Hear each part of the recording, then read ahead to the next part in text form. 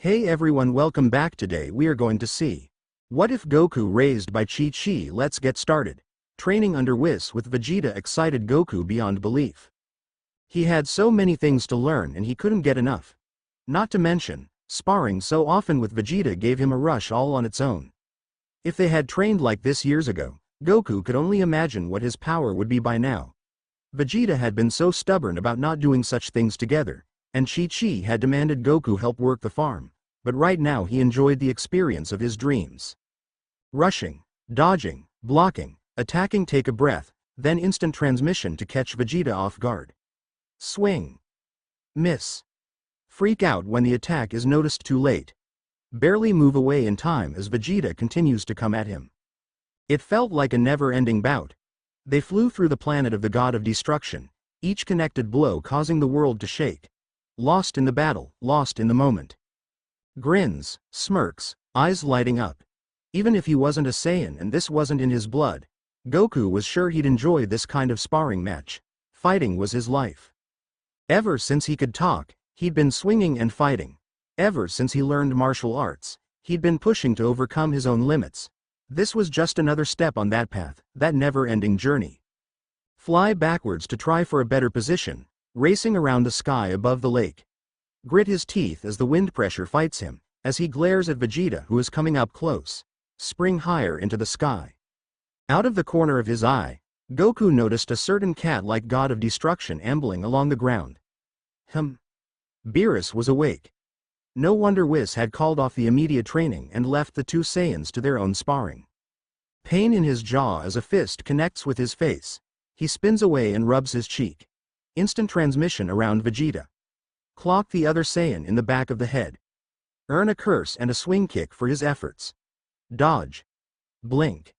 Instant transmission again. Kakarot, Vegeta scowled. You piece of shit. Smirk. Instant transmission again, and again. And again. Bouncing around to different places around Vegeta's key signature. Piss him off, then rush away. Gather energy. Kami. Hami. You Vegeta growled, then pulled back to gather his own energy. Ha energy explodes into being. Blue lights rush through the planet toward Vegeta. Blue and white colors in his vision. It collides with another beam. He pushes for control. More force. Screams as he adds more. The transformation lit the sky yellow, then blue, as Goku exploded first through the Super Saiyan feelings, then to the explosion of God Ki. Below, he noticed Beerus grumbling something to Whis. A yawn. Whis caught his gaze. Oh, shit, he'd broken the rule and Whis was pissed. Or as pissed as the neutral watcher could be. Vegeta, though, Vegeta was angry for sure. The rule said no transformations. Work on your attacks in base form only and all that. With a sheepish smile, Goku pulled away from the blast and let it go off into the middle of nowhere on this planet. Not paying attention to Vegeta, he dropped his transformation and landed on the ground in front of Whis and Beerus. Sorry, he said with a grin. Guess I got a little carried away. Indeed you did, Whis said. But I suppose that means you've learned nothing. Still letting your instincts run wild, I see. Goku shrugged. Harder to break habits than you'd think. Idiot, Vegeta growled as he came up behind Goku and smacked him on the head. If you hadn't pulled that shit, I would have had you, Kakarot. Rubbing his head, Goku barked a laugh. Yeah, right. I just got excited, that's all. HMPH. Before more could be said, Beerus stepped up and yawned, swaying from side to side. The god of destruction rubbed at his eyes, then glared at both of the Saiyans. Goku tried a smile. Fighting Beerus could be fun in its own right, but now wasn't the time. You too, Beerus scowled. Had better not destroy anything on my planet. Whis chuckled.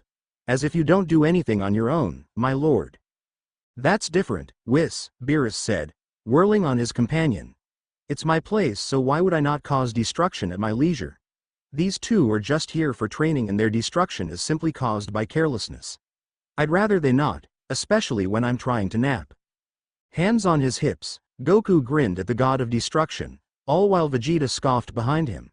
He enjoyed the relationship he had built with these two, all in the name of saving Earth and managing that much by the skin of his teeth.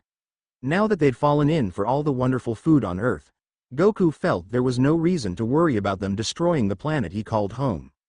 So of course he relaxed around them. Turning around to face Vegeta, he chuckled. The tightly wound prince of all Saiyans thought of the relationship differently. He'd known who Beerus was and been intimidated, only now finally simmering down enough to feel comfortable up here. All for the sake of training and passing him in strength. Like that would ever happen. Goku wouldn't give Vegeta the chance to catch up, and he was so lucky cause Chi-Chi understood where his passion landed him, only griping if he was gone for too long. Why are they still here anyway? Beerus asked, now behind Goku. Did they bring more delectable dishes? Oh yes, Whis responded. This time a nice plate of tasty desserts. Goku grinned at the words, already feeling pride in his chest. The food had come from more than Bulma this time. Chi-Chi had sent him here with a plate of her own tasty treats. Of course, it wouldn't be likely for Beerus and Whis to share, but it was still nice to imagine how much they would enjoy his wife's dishes. Nothing in the universe, or multiverse, or anything, ever, could beat Chi-Chi's cooking. Kakarot at Vegeta's explanation, Goku frowned at the other Saiyan. What was he freaking out over? And why jump to stand way over there? The words sat on the tip of his tongue. They sat there and never left. A crack of pain slammed into the back of his head, harder than anything he'd ever felt before, at some place that was already sensitive, like the same area where he was knocked on his head as a child. Maybe. It actually brought him back to thinking of that old twinge, that scar. Not to mention it hurt, and he was flying through the air, and then in the water of the nearby lake, and then losing focus. What? Where am I? What's going on? Why does my head hurt? Why do I feel so? Am I drowning? Wait, these memories? Oh, I see. Some motherfucker stole my life. They're going to pay for this. Oh my, Beerus, seems you managed a hit on the Super Saiyan God. Beerus's eyes narrowed as he joined Whis in watching the tailless, light-hearted Saiyan get flung across the ground into the large lake of the planet. Whis pursed his lips. Judging by the strength of the blow, Goku would be hitting the bottom of the lake with considerable force. It would be interesting to see if the Saiyan managed to bounce back in time to not drown. Well, he had 3 minutes to spare. If he did drown, Whis could still rewind time to fix the problem. Serves him right, Beerus muttered beside him. You did tell him about not being too relaxed, didn't you? Yes, but somehow I doubt this will help him learn better, Whis sighed. He seems pretty determined to remain the way he is, only stronger. While waiting to see if Goku would surface, Whis cast a curious eye over to Vegeta. The Saiyan Prince was standing in pretty much his same position as earlier, though he, too, was turned slightly to face the lake where his rival had disappeared. The prince may not have been the greatest at showing concern, but he did have the decency to at least frown at how long it was taking Goku to surface. His posture indicated a slight semblance of worry. After all, Vegeta had admitted several times that if not for Goku pushing ahead all the time, he wouldn't have gained or unlocked as much power as he had over the years. An interesting friendly rivalry, though word idiot, and only seconds before Goku finally sprang away from the lake's surface with a rather unsettling splash.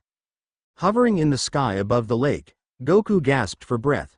Noting that Goku was covered in water but no blood, Whis hummed in interest. A blow to the back of the head from the god of destruction, and somehow Goku had managed to break away unscathed. Pretty impressive for a Saiyan, if you asked him. Oh man. I was knocked out for a while there, Goku exclaimed as he gasped for breath, blinked a few times, and then brought his hands to his head to rub his scalp in quick motions. Ow, oh, oh, oh, oh, oh, oh, ow. Geez. That really hurt. What even was that? Ah, so not entirely unscathed then. Before he could lecture the Saiyan on his poor choice of stubborn relaxation, Beerus stood up straighter and beat him to the punch. You might want to actually be on guard whenever I'm awake, you know. If a simple sneeze of mine can take you out, there's really no point in all the strength you're gaining. Grumbling a bit under his breath, Goku continued to rub at his head. Yeah, I guess I really should start paying more attention, huh? Indeed, Beerus hummed as he turned to Whis, dismissing the Saiyan outright. Now, Whis, about these dessert items. Man, Goku muttered as he slowly landed next to Vegeta, this time heeding the warning about ignoring Beerus's presence. It just keeps stinging. Sending a glance to Goku at his comment, Whis logged the information and decided to focus on the easily irritable god in front of him. Ah yes, Ladies Bulma and Chi-Chi both had a plate of little cakes they made themselves. Huh? Chi-Chi made something, too? Ignoring the Saiyan's comments, Whis instead watched Beerus's eyes light up at the mention of cake. Well, I hope you share, Whis. I'm not exactly pleased at being woken up so early. Of course, Lord Beerus, Whis said with a smile. In one smooth gesture, he released the plate of desserts from his staff and watched Beerus salivate at their appearance.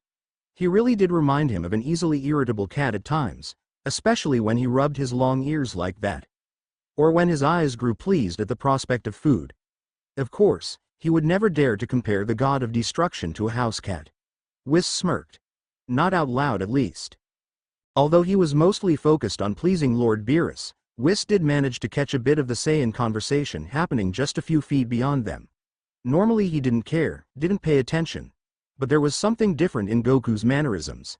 Had hitting his head caused some strange phenomena? He had to keep an eye on this Saiyan for sure now. Kakarot. What? You annoyed or something? What do you think? Why are you still acting like that blow actually hurt? I'm not acting. It really did hurt, you know, and like I said, it just keeps stinging for some reason. Well, get over it. You're inflating his ego. Shut up, you're getting annoying. Whis blinked. That was certainly an interesting attitude to hear from Goku of all people, though the comment had managed to appease Beerus. The god of destruction did not like to hear others mocking his ego, but since Goku had already snapped at Vegeta, Lord Beerus seemed less inclined to jump into the middle of that mess. These have quite the delicious flavor, Whis. Indeed, Whis said, snatching a cake for himself. I do believe Lady Chi-Chi is the better cook of the two. I almost feel cheated by Bulma. Apparently, bringing up the cooking ability of the Saiyan wives was enough to get them to interject into the conversation, dropping their own banter. Kakarot's harpy may be the better cook, but it's always the same things with her. Bulma at least has a variety of options for you. Yes, possibly, Beerus mumbled around the food in his mouth. But I don't think I would mind eating these for the rest of eternity. They're very good. Before Whis could add his own commentary on the Saiyan wives, Goku decided to growl and send a glare to his rival. Since growling from Goku was definitely a new development, Whis decided to hang back and see what might happen. Don't call her a harpy. Oh, yes, definitely an attitude. While this kind of banter was typical between these two, Goku's reaction was a little more overboard than usual. Whis decided to prod further. Oh, it looks like you've struck some kind of nerve with him, Vegeta. Vegeta responded in his typical fashion, shrugging through the warning by tacking on more insults. TCH. Whatever. Seems like all she's good for is food and sex anyway. Which is just perfect for a low-class warrior, you know. Whis sighed. Just another typical dance for the two of them, then. Vegeta pretending to rile Goku up with over-the-top insults about his class or family. Goku pretending to take them seriously. All in order to get a fight started between them. Nothing new to see after. Energy formed and was shot directly toward Vegeta's face, an attack the prince dodged with just as much shock present in his moves as what Whis felt watching the action take place. Goku was still glaring. Don't talk about Chi-Chi, Vegeta. What the hell? Vegeta exclaimed, arms no longer crossed. Since when do you react like that? Holding his glare, Goku brought his hand into a fist. Since you started insulting my wife. All because your relationship with Bulma is nothing but sex, doesn't mean mine is with Chi-Chi. Whis hummed at the new development. The plot thickens. I didn't say mine was, Vegeta growled. I very clearly stated how yours so obviously is because there's no other reason you'd put up with the bitch and it's all right if that's all she gives you cause what else can you expect from a low class such as yourself? Goku's glare didn't falter in the least. In fact, it seemed to grow. Stop saying I'm a low-class warrior. Especially if you're the only thing to compare to. My son was stronger than you once. Maybe it was the smirk on Goku's face. Maybe it was the words.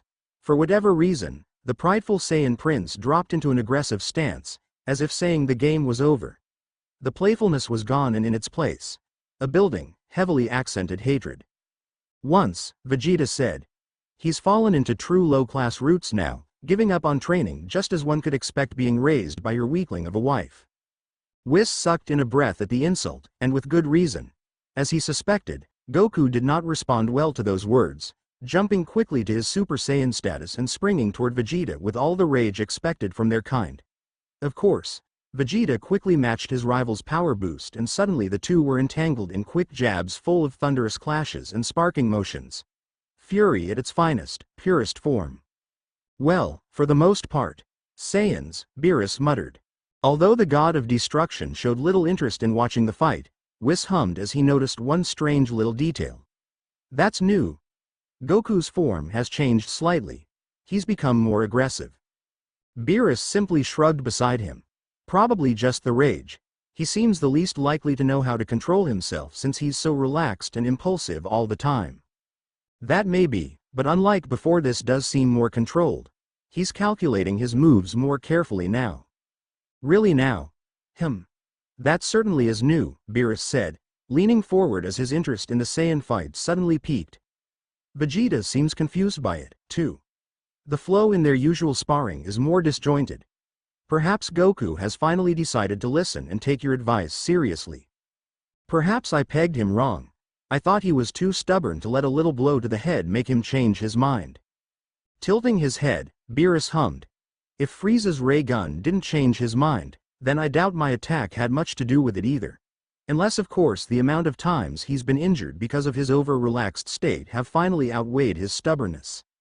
Maybe, Whis muttered, still watching the Saiyans bounce around the planet as their fight grew more and more aggressive. Or pushed him over the edge. I never thought I would see Saiyans pushed to fight over insults about their family. That's a good point. They're not supposed to be a very family-centered race. Too caught up in their own bloodlust half the time, Beerus said as he scratched at his ear. Though both of them have shown to be very different from the average Saiyan. Goku most of all. Yes, Whis nodded. Starting with how he refuses to go by his Saiyan name. Well, I suppose, refuse, isn't the right term, since he responds to Vegeta using it. Another interesting point. These two are strange to begin with.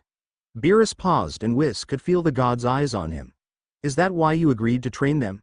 Because they are both enigmas? I know you wouldn't give in to something so exhausting just for food, even if it's delicious Earth food. Whis held up his hands in mock surrender. Looks like I've been caught. Do you want me to end my deal with them and send them home, never to receive their delicious food ever again? Oh no, nothing so rash, Beerus said rather quickly, waving his hand in the air. Nice to know you aren't so easily bought, though it is clever of you to get food out of the bargain. I assume you would have trained them either way, if just to study them more. Frowning, Whis focused his attention back on the Saiyans. Their fight was still just as heated as earlier. If they didn't calm down soon, he might have to intervene. A friendly spar was all well and good, but at the way their powers kept fluctuating. I might not have trained them if it weren't for the food, he admitted to Beerus, but I would be monitoring them. Beerus sighed.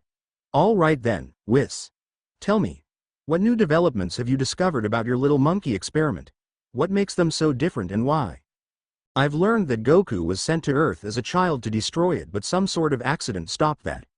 From my understanding, he would have been much stronger if not for that moment. Much stronger, huh? Beerus repeated, his attention going back to the fight just in time to watch Vegeta get knocked down from the aerial battle. Whis sighed at the timing. Now that certainly is an interesting development. Some sort of accident and the Earth is saved because the Saiyan known as Kakarot is no longer as bloodthirsty as the rest of his race. Could make a good book series, if you asked me, Whis muttered, eyes shifting from a smirking Goku to a raging Saiyan prince. The question remains of what turned Vegeta. That's one puzzle I have yet to solve. Indeed. I never imagined I would find the Saiyan prince living so peacefully on a backwater planet. I don't believe he did either, Whis muttered back, hardly paying attention to the conversation any longer. Who knows how long it took him to accept that he was. All conversation momentarily halted as energy began to rise, focused at one specific point. Goku. Even more specifically, Goku's hands. The Saiyan was bending down with his hands at his side, chanting the syllables for one of his iconic energy beams. Whis narrowed his eyes as he felt the energy rise. The Kamehameha was not something easily brushed aside, and by the looks of it, Vegeta was preparing one of his own iconic energy waves in response. When the two beams fired and clashed, Beerus actually stepped forward, as if curious to see who might win. And then Goku pushed into the blue Super Saiyan mode, causing Vegeta to scramble to meet him at his own game. All while precious ki energy seeped from the both of them. Whis sighed. They never learn. This dance wasn't all too different from before, right down to the beam clash. So much wasted ki trailing around the two, crackling out as far as where Beerus and Whis stood to watch. What was the point of training them and instructing them if they wouldn't learn? Then again, he still wanted to keep an eye on them, on Goku especially. That blow to his head coupled with his changed fighting style and new attitude. Something interesting was bound to happen in the future. Maybe he should send them home and see what came of it. Vegeta growled as he blocked again and again and again. He couldn't remember the last time Kakarot had been this aggressive. Fast, sure. Annoying with that teleporting trick of his, of course. Aggressive? Not like this. Vegeta had to pull on everything within him just to keep up with the fucker. Their usual banter and playful insults might have gone too far, but this kind of reaction wasn't what he'd been expecting. Kakarot had never exploded in such uncontrollable rage before, not with him. Breathing heavy, Vegeta scowled at his own lack of control. The ki that Whis had told them of was seeping out everywhere, uselessly dissipating into the atmosphere instead of being used for something productive. It bothered him. He wanted to lock down this problem. But doing this while fighting an out-of-control Kakarot was impossible. Especially when the bastard had to do the Kamehameha again. Vegeta growled and cursed as he flashed back with his own attack, blue wave meeting purple. His arms shook as he forced the energy out, teeth gritting hard as he met Kakarot's power and held his own. But then a voice. Is Vegeta there? I need to talk to him right now. Eye twitching, he scowled as he fought harder to keep his concentration. Damn woman. Talking to Whis now? What was her problem? He tried to ignore it. She could take care of herself. He was busy. Kakarot was being far too aggressive to look away from right now. Vegeta had gone and riled up his rival with the intention of having another good match. He didn't need her stepping in and... I'll get you your food. Bulma snapped from Whis' little staff of many wonders. But I really need to speak with Vegeta. A flash of something exploded in the air in front of him and Vegeta pulled back as the beam battle reached its climax and dissipated. On the other side, Kakarot floated through the air with his arms and legs crossed. He smirked and Vegeta felt his blood boil. Though he took his frustration out on someone else. Damn woman, Vegeta growled. I'm not someone to be at her every beck and call. I heard that, Bulma shrieked. Get over here right now. Floating around still, Kakarot chuckled. Oh, wow, what did you do? Ignoring his rival for the moment, Vegeta dropped his own transformation and came down, landing in front of Whis' staff to snap at his wife's voice. What? The woman's voice carried on, loud and hot. Well, since you seem to be so interested in beating Goku up, I'll get straight to the point. I have been trying to get your attention for 2 hours now because, Mr. Prince of all Saiyans, I'm pregnant again. He felt like his stomach dropped down to his legs at the news. Surely it was a joke. Bulma had some magic pill that kept her from getting pregnant, so why the hell besides that? It had been how many years since Trunks' birth? He didn't think it was even possible. Saiyan women didn't keep popping out babies after this many years. Then again, Saiyan women didn't always live as long as Earthlings because of the nature of being a race so focused on battle. Aging would be slower, sure, but the average lifespan? Besides all that, breeding with someone of another race meant the likelihood of actually reproducing weren't as high. So Trunks should have been an anomaly, never mind Kakarot's spawn. Were they really going to have another one? Vegeta stepped closer to the staff and lowered his voice. How? Oh dear, Whis sighed. Prince Vegeta, you see, when a mommy human and a daddy Saiyan love each other very much. Oh shut it, Vegeta snapped. I'm talking to her. From the background, Kakarot whistled between his teeth. I wouldn't tell Whis to shut up if I were you. Well, Whis said, clicking his tongue between his teeth. I guess that means it's time to bring you home, Vegeta. Whatever. Vegeta scowled, straightening up and trying not to glare at Whis or the ever-constant presence of Beerus, god of destruction. I don't have a problem with leaving now. Interesting, Whis Maru may indeed see us sooner rather than later. Do what you want, Bulma snapped. I'm going to tell my parents now. After a beat or two of silence, Vegeta assumed this meant Bulma had done as she said. What was even the point of calling? Did she want him to come home or not? Blasted woman confused the fuck out of him. Arms crossed, he scoffed and looked to Whis, raising a single eyebrow. Whis hummed and looked to Beerus. Beerus shrugged and then dove right back into eating his little dessert cakes. Apparently, those two wouldn't really care what he did so long as they got their food. Why the hell had he been so scared of the god of destruction before anyway? If Earth food could tame him so easily, then... Kakarot's voice interrupted his thoughts. Hey, what, seriously? You want to go back now? But we're still training up here. Shut your face. Kakarot. When he yelled in his rival's direction, he was surprised to see Kakarot wince and rub at his head, as if the noise bothered him. Was the idiot still dealing with a headache? Could he be any more of a wimp? An attack from Beerus or not, that was just pathetic. Vegeta resisted the urge to roll his eyes. All right, then, Whis said, clapping his hands. I suppose it's decided. Shall we get going? Kakarot grumbled. Well, if you're going, then I'll go, too. No point being up here alone. Vegeta actually did roll his eyes at that statement, glancing over to Whis. Ready when you are. Kakarot was being more annoying than usual, but it didn't matter. More aggressive, more attitude, whatever, he didn't care, because he was about to be home. Let his rival wander off to his home instead of staying up here to train with Whis alone. Not like Vegeta cared if Kakarot didn't want to get further ahead of him. Further ahead. Gah. One of these days, Kakarot, I swear I'll catch up to you. Ice cream cravings were the worst. Sherbet cravings, on the other hand, gave her the sense of being a little bit more on the healthy side of things. Random sweet cravings never were one of her favorite things about being pregnant, but at least she could want something with a little more fruit in it. Of course, this craving had the special added bonus of wanting chocolate and strawberry syrup on top of the lime-flavored sherbet. Even Bulma knew it was a little ridiculous at how specific it all was. Still, she sucked it up, made the dish, and then leaned back against the kitchen counter as she dug into the dessert. So her mood while taking in spoonfuls of sherbet could best be described as sulking. So what? It wasn't like Vegeta was going to walk in and see. What the hell are you doing? Bulma nearly dropped the spoon from her mouth as the stoic prince walked through the kitchen door and glared at her. She did drop the spoon actually, but she caught it in time, though she stared with wide eyes at her husband. Wait, you're actually here? Right now? Yes, I'm here. Is that a problem? Do you want me to go back now? Vegeta said with a cross scowl. I still want to know how you let it happen. You promised not to have another child until we were both ready for it. She rolled her eyes at the accusation. For your information, mister, this is all your fault. You're the one who's always complaining about having to wear a condom. So that last time when you didn't, well, this is what happened. Makes sense, or do I have to keep explaining it? She smirked as his eye twitched, thinking she'd gotten him, but when his finger lifted to point at her she knew the argument wasn't over yet. You're supposed to have some magic pill that stops it, too. You can't lay this all on me. Oh yes I can, she snapped back, shoving her spoon in his direction. I take my pill every day. I told you time and time again that they aren't magic, idiot.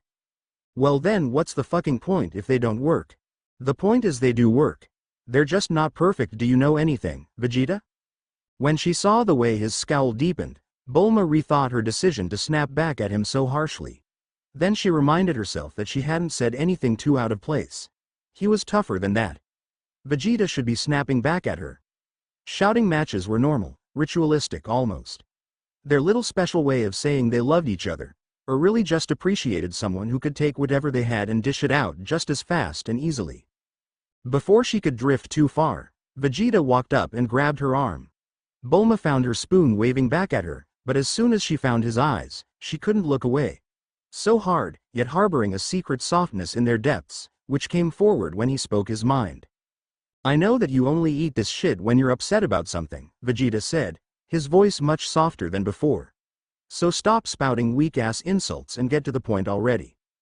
At first, her mouth dropped open in shock at the proof of her husband's concern for her, but Bulma wasn't about to explain her emotional cravings to him. I don't know what you're talking about. He snorted. Yeah, right. Don't play games with me. Maybe it was his concern. Maybe it was the fact that he was standing here so soon after the announcement. Maybe it was that look in his eyes. The one she'd come to love. The one where the Dark Prince peeled away to reveal a harsh but caring man underneath all the biting bravado. Either way, she gave in, though she did it while jerking out of his grip and keeping her voice raised, of course.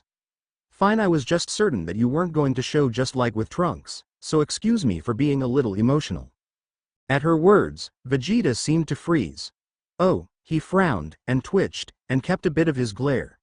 But his hand hovered in the air and the silence. Feeling bad for voicing such a thing. Even if he'd been the one pushing for it, Bulma glanced down at the sherbet in her hands. But, you are here this time. The silence continued. Long and loud.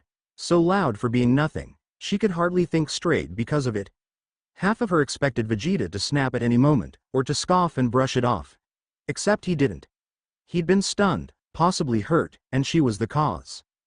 With a sigh, Bulma lifted her gaze to her stoic prince. Why are you here? Tell me the truth. He scowled, glanced away, crossed his arms, all typical responses for him. But his words, I told you, woman. You called. I came. His words made her heart soar with newfound fondness. Rough, rude, and far too antisocial for her liking half the time. But it was moments like this that reminded her why she fell for him in the first place. It was the little gestures in life she had to appreciate. And maybe she liked being the wife who could call on one of the strongest men in the universe. Right, Bulma said with a smile as she shoved the pint of sherbet at Vegeta. Hold this. After watching his confused face blink at the dessert now in his hands, Bulma rushed out of the room. She had made something special to commemorate the occasion of being pregnant. Of course, she hadn't expected to see Vegeta so soon, and her call to Whis had been a moody outburst. Too bad. Her perfect idea for an announcement was ruined.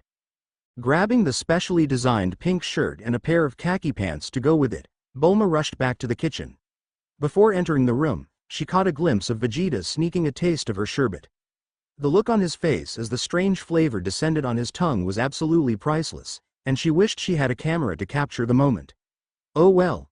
She had plenty of memories as it was, and if he knew such pictures even existed, he'd probably burn them all in a heartbeat anyway. When she walked back into the kitchen with clothes, his eyebrows raised significantly. With a smile, Bulma stood in front of him and held the shirt and pants out to him, all while trying desperately not to laugh at the disgusted look on his face. Oh, he was going to deny wearing the shirt, but hopefully he would at least look at the words on the back first. Since you're here, you can wear this now, can go shopping. Vegeta frowned and set the sherbet to the side so he could grab the clothes. Thankfully, the words were turned towards him to allow him to see before he tossed the shirt completely. She watched as his eyebrows furrowed first in confusion, then narrowed further as he scowled. No, he said, setting the pink shirt on the counter, no pink.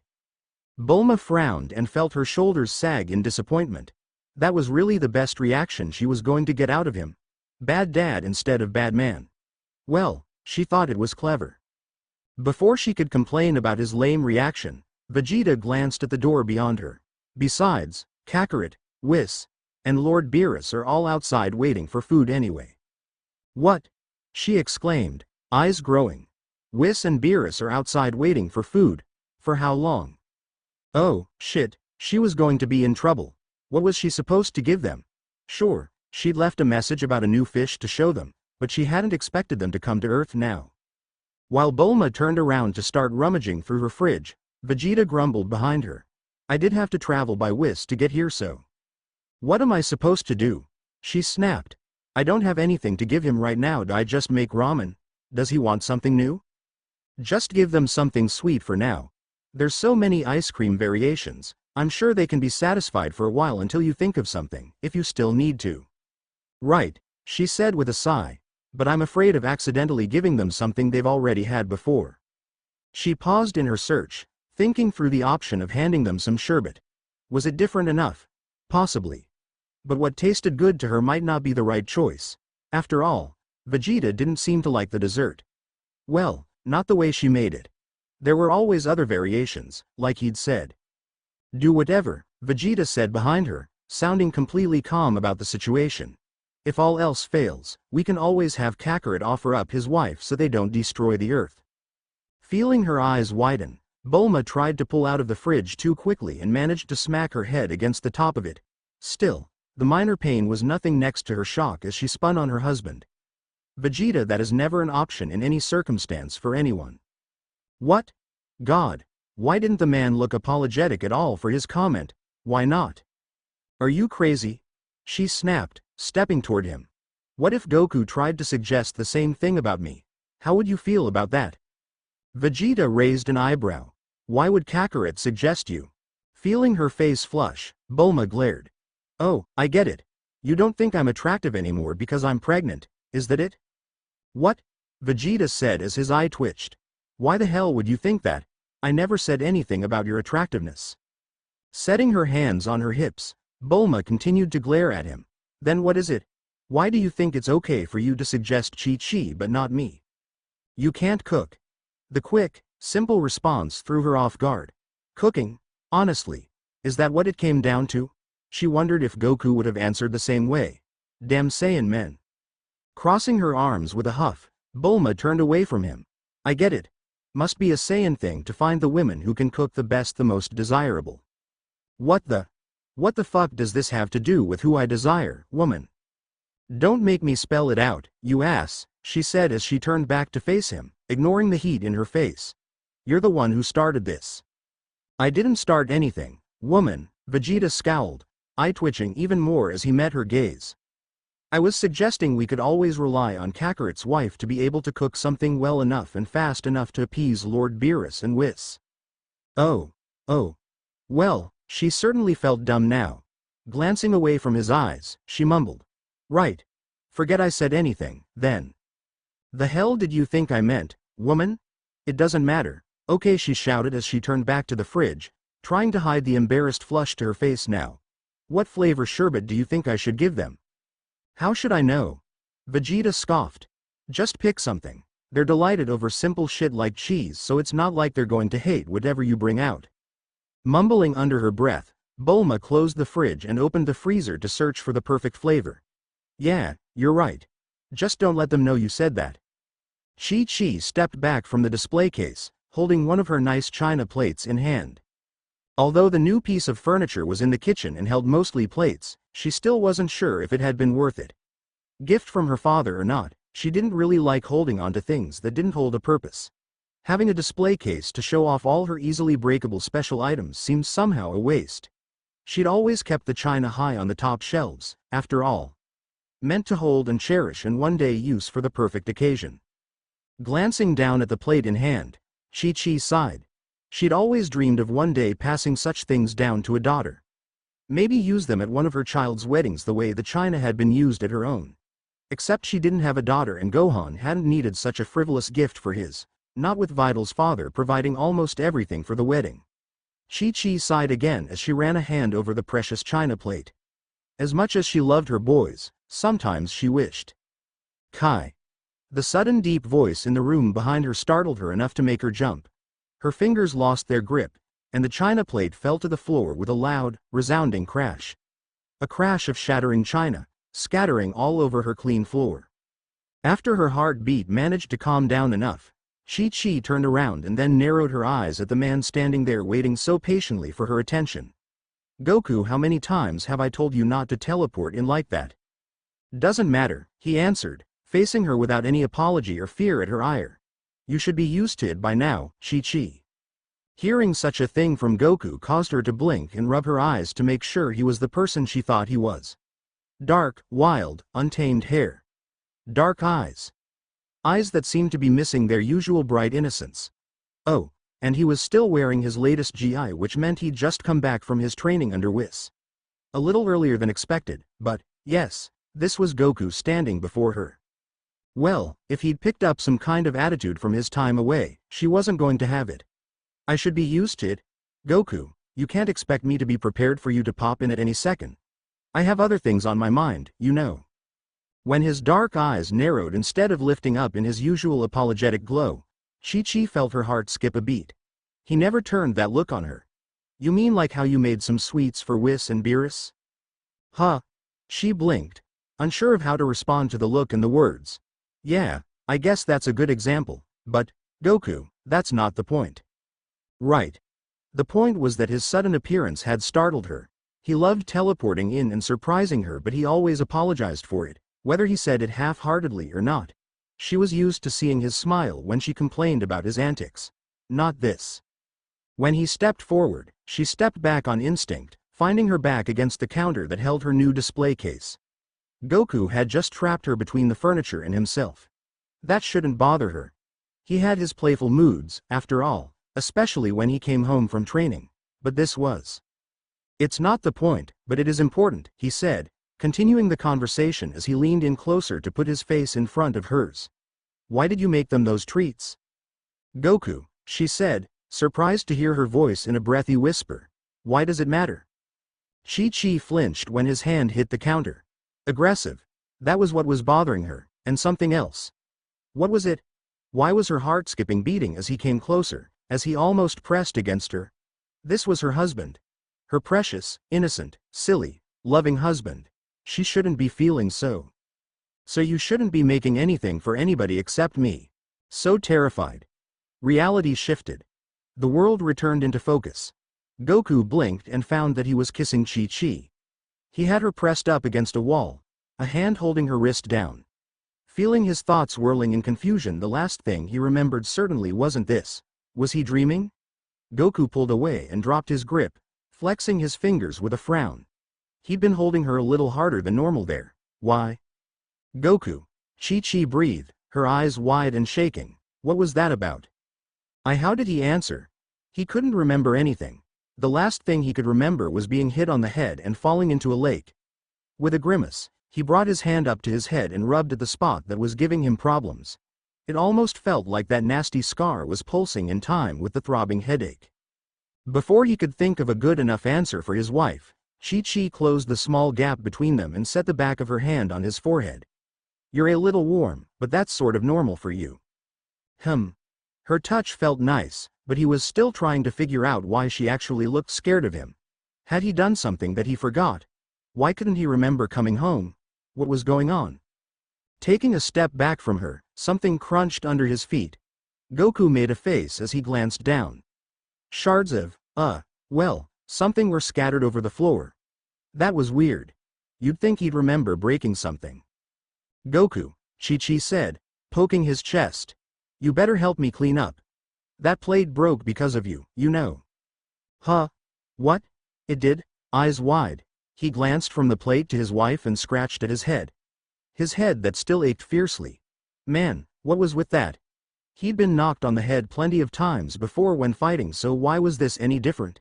And why couldn't he shake the feeling that it had something to do with the scar from when he fell as a baby? Chi-Chi stepped closer to him, bringing a hand to his cheek to force his wandering eyes to face her. Goku, you're acting strange. Are you okay? Huh? Yeah, I'm fine, Kai, he said quickly. Just a headache. And I've lost some memories, apparently. When did I even get home? Are you sure? Why yeah, I'm sure it's nothing. Don't worry. Rubbing the back of his head, he frowned. But tell me something. Did I just get back or? Her eyes narrowed and he sprang back at the fire in her gaze on instinct. Pieces of broken china crunched underneath him and he grimaced. That certainly wouldn't make her any happier. If only he knew why she looked so angry all of a sudden. Her finger came up, slashing through the air. I've told you countless times not to surprise me with that instant transmission thing of yours. Oh, sorry, Chi-Chi. I don't really remember doing that, though. Honest. She huffed. I suppose you don't remember telling me to get over it, either, huh? His eyes widened immediately. What? I said that? That doesn't sound like me. No, her eyes glanced off to the side, her arms coming in close to her body. No, you didn't seem much like your usual self at all. He didn't like this. Chi-Chi looked more than worried as she pulled away from him. He couldn't remember the last time she had seemed so nervous and uncomfortable around him. Whatever he couldn't recall, whatever memories he had lost, obviously it was a bigger deal than he was making it out to be. With a frown, he held a hand out to her, but he pulled himself back at the last second. She wasn't looking at him. Her gaze had shifted to the mess on the floor. Glancing around, Goku realized they were on the outskirts of the kitchen, near her little cabinet of special breakable items.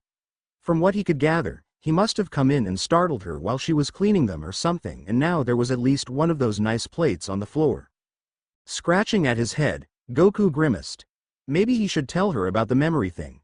Maybe he should let her know more of what was going on, but he didn't want to worry her anymore. She already looked a little scared by something he said or did so. So frustration built up inside of him and he rubbed at his head with both hands because the headache just would not go away. In fact, it almost felt like it was getting worse, making it harder to focus on anything. Stop doing that. This is my life, and she's mine. Goku, are you feeling all right? Chi-Chi asked, somehow managing to speak through the shake in her voice. Reaching a hand up to his forehead for the second time, she tried not to meet his eyes, instead focusing on his temperature, which wasn't really any warmer than usual. So, not a fever or anything, but that didn't mean he was completely healthy. Something had to be wrong. Goku kept rubbing at his head and the look in his eyes didn't seem all that stable. Huh? Still not meeting his gaze, she pushed the bangs back from his forehead and then dropped her hand to her side. You're scaring me. A quick moment of silence echoed between them. Such words felt strange to say, especially about her husband. He never. Gosh, Chi-Chi. I didn't mean to scare ya, Goku said to break the silence. He stepped back away from her and when she lifted her eyes she saw him frowning at the ground and rubbing his head. I just keep losing focus, I guess. Losing focus? She whispered with a frown, watching him closely. Are you sure you're feeling well? Not a fever, but there was definitely something else, especially with the way he continued to rub his head like that, even as he lifted his eyes and blinked. Huh? Yeah, I'm fine. Did I really freak you out that much? I'm sorry. Letting out a breath she didn't realize she'd been holding, Chi-Chi let herself relax. The innocent stare was back in his eyes. Whatever had been affecting him was gone now, even if it kept flickering into some kind of glare she wasn't used to seeing at all. Regardless, this was still her husband. She should be relaxed. Probably something weird happened during his training. It was the only explanation that made any sense to her. Incident pushed to the side, Chi-Chi knelt down to pick up the pieces of shattered china. It's okay now. Why don't you help me pick this up since it is your fault? Huh? Out of the corner of her eye, she watched him take a step back. Well yeah, sorry, I almost forgot. Whether or not he was being serious, Goku still knelt down in front of her to help clean up the shards of glass. She paused for a moment to watch his hands snatching as many pieces as possible. Breaking glass wasn't exactly an uncommon occurrence in their household, though this was the first time such a nice plate had been shattered. With a playful glare, she eyed him as he moved quickly in helping her. It happened when you surprised me, silly. This is what can happen when you pop in without warning like that. Sorry, Kai. I just really wanted to see you, I guess, he said, giving her his typical apologetic glance as he stood up to toss his collected glass shards in the trash. While she stood up with her own handful, Goku winced and put a finger in his mouth. Ow. That smarts. Giving him a sympathetic smile, she dropped her shards in the trash and then went for the broom to sweep up the little slices they'd missed. Careful, sweetheart. Shattered china is always sharp. He hummed in acknowledgement before popping the finger out of his mouth. Wasn't that one of those nice plates you wouldn't let me eat off of? Yes, Goku. Yes, it was, she said as she dumped the last little bits of china in the trash with a sigh. And now it's gone. I'm sorry, Kai, he said. I'll try to stop surprising you. Any way I could make it up to you? After setting the broom back in its proper place, she turned full attention to her husband and crossed her arms, grateful to have him apology like normal. Depends. How long are you going to be home? I recognize that you want to be training, but if you had time. If he was going to be staying for any length of time, then she could put him to work. Harvesting crops on their farm would go so much faster with his speed and strength behind the monotonous movements.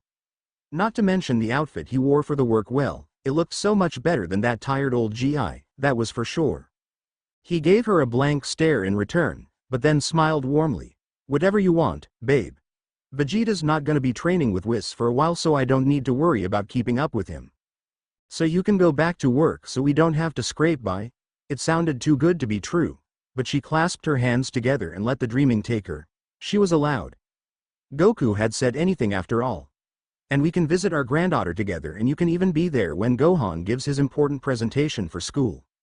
Yeah, sure, Goku said, nodding with his smile staying put. As long as Bulma's pregnant and Vegeta's staying for her, I can stay and do whatever you'd like me to. So long as I can keep training, though. Nodding along with his words, Chi-Chi knocked herself out of the daydreams and walked up to poke him in the chest. Yeah, Of course you can keep training, but if you do go back to work you better not be slacking on the job. She remembered the last time she'd put him to work all too well. Whole fields ruined because of his urge to train in the worst possible places. And then stories from Goten of getting to drive the tractor while Goku was goofing off. Not to mention the time she'd actually caught him slacking off and fighting in a ring. If he would focus on work for a few hours every day, then she would be satisfied. But wait, she said, pulling back and glancing up at him as all of his words processed. Bulma's pregnant? Already having his hands up somewhat defensively, Goku blinked at the sudden change of subject. Huh? Oh, yeah, that's why we came back. She called to tell us and Vegeta wanted to come back right away, so I came along, too. Before Chi-Chi could press him for more information, she found their conversation temporarily broken by the sound of the front door opening and then slamming close. The pitter-patter of light footsteps filled the house and she smiled even before Goten walked into the kitchen. Dressed in his new school's dark blue uniform, her youngest son finally met the model for the young boy his age. No more casual clothes and hand-me-downs. Thanks to the money from Mr. Satan, she'd been able to get Goten into the same school as Trunks, and give him the same uniform. Dark blue backpack included. He could finally fit in with the other boys his age. Huh? Daddy? Goten said as he paused in the kitchen to stare at them. What are you doing back? I thought you were training. Goku's hands dropped back to his sides as the dark gaze centered on their son, leaving this strange beat of silence in the room until finally Goku smiled as normal. Hey, little guy, how are you doing? Waving off Goku's question, Chi-Chi stepped forward to make sure her new routine with her youngest was followed. Goten, why don't you get right into your homework so you don't have to worry about it later tonight? I'll bring you a special snack in a moment. Goten glanced to her and then in one quick breath ignored her completely, focusing on his dad instead. I want to hear about that cat guy's planet. Nah, not right now, Goku laughed, rubbing the back of his head. You should just do what your mother tells you. While Chi-Chi relaxed to hear those words from Goku, Goten shrugged a bit in defeat. It was worth a shot. And then their son went off to his room without any further complaint. Chi-Chi nodded in satisfaction, but Goku frowned. Is he all right? She blinked up at him. Of course he's all right, sweetheart. With a grimace, Goku scratched at his head.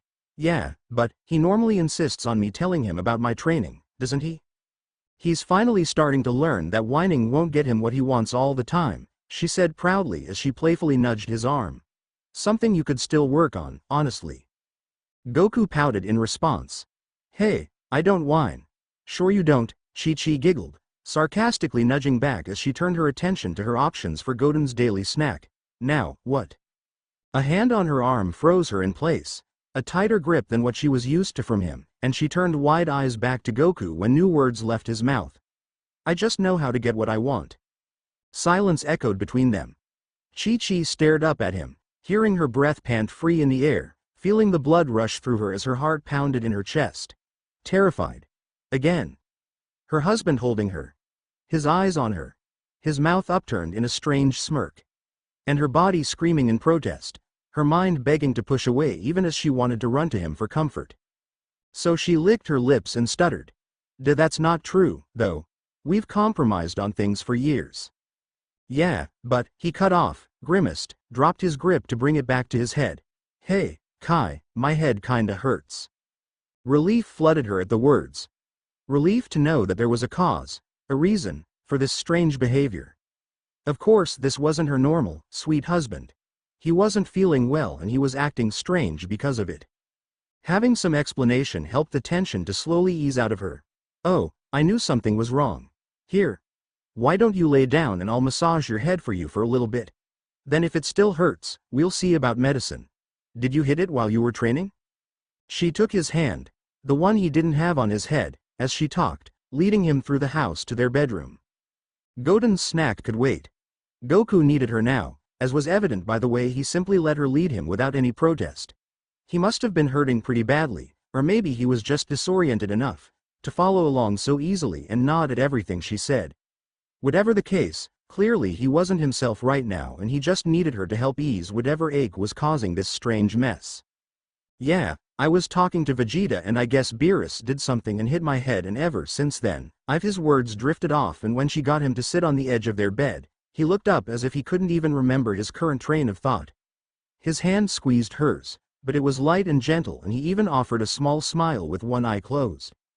"Any chance I could lay down on your lap?" Giving him a smile, Chi-Chi nodded. "Sure, sweetheart, anything you need." Climbing up to the head of the bed, Chi-Chi positioned herself between the pillows so that he could lay down easily enough, with the both of them remaining comfortable. His eyes lit up as he followed her and climbed up as well, taking only a moment or two to remove his boots at her request. Eventually, Goku found a position for himself that involved nearly wrapping his arms around her waist.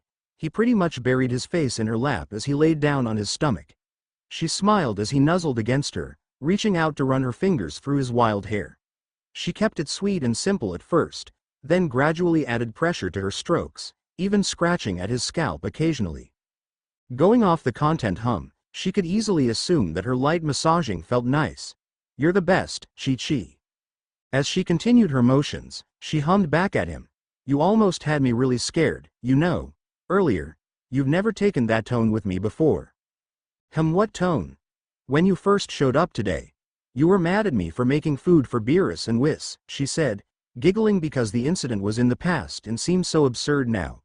"I know you love my cooking, but that's going a bit far."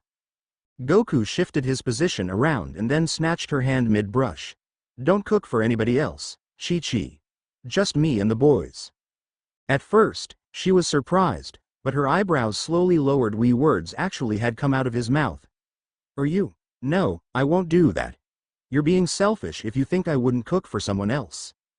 "I'm allowed," he said, his voice steady, his eyes meeting hers in a glare, his hand squeezing hers a little too tightly now. "You're my wife, aren't you? You shouldn't be cooking for anyone else." Before she could snap back, or complain about the grip he was using, a young voice entered their bedroom almost as a reminder that they weren't alone in the house. "Hey, Mom, didn't you say you were gonna get me some food?" At Goten's voice, Goku blinked and dropped his hold on Chi-Chi's arm as he sat up on the bed, looking around almost curiously. "Huh? Goten, when did you get here?" "Oh, Goten, something came up, but I'll start working on it now," and Chi-Chi paused as she replayed Goku's words in her mind. Leaning forward with a frown, she touched his shoulder.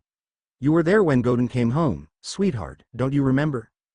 "I guess you're right," Goku said quickly, crossing his arms and staring down at the bed covers. "Huh? How did I forget that? That's weird. Guess I hit my head harder than I thought." Chi-Chi stared at her husband, unsure what to say or do to help him. Clearly something was wrong with his memory. Maybe she should take him to a hospital, just to check him out for any serious brain damage. After all these years, had he actually gotten so hurt that her fears had culminated into something real? What was going on? Would that explain the sudden personality flips?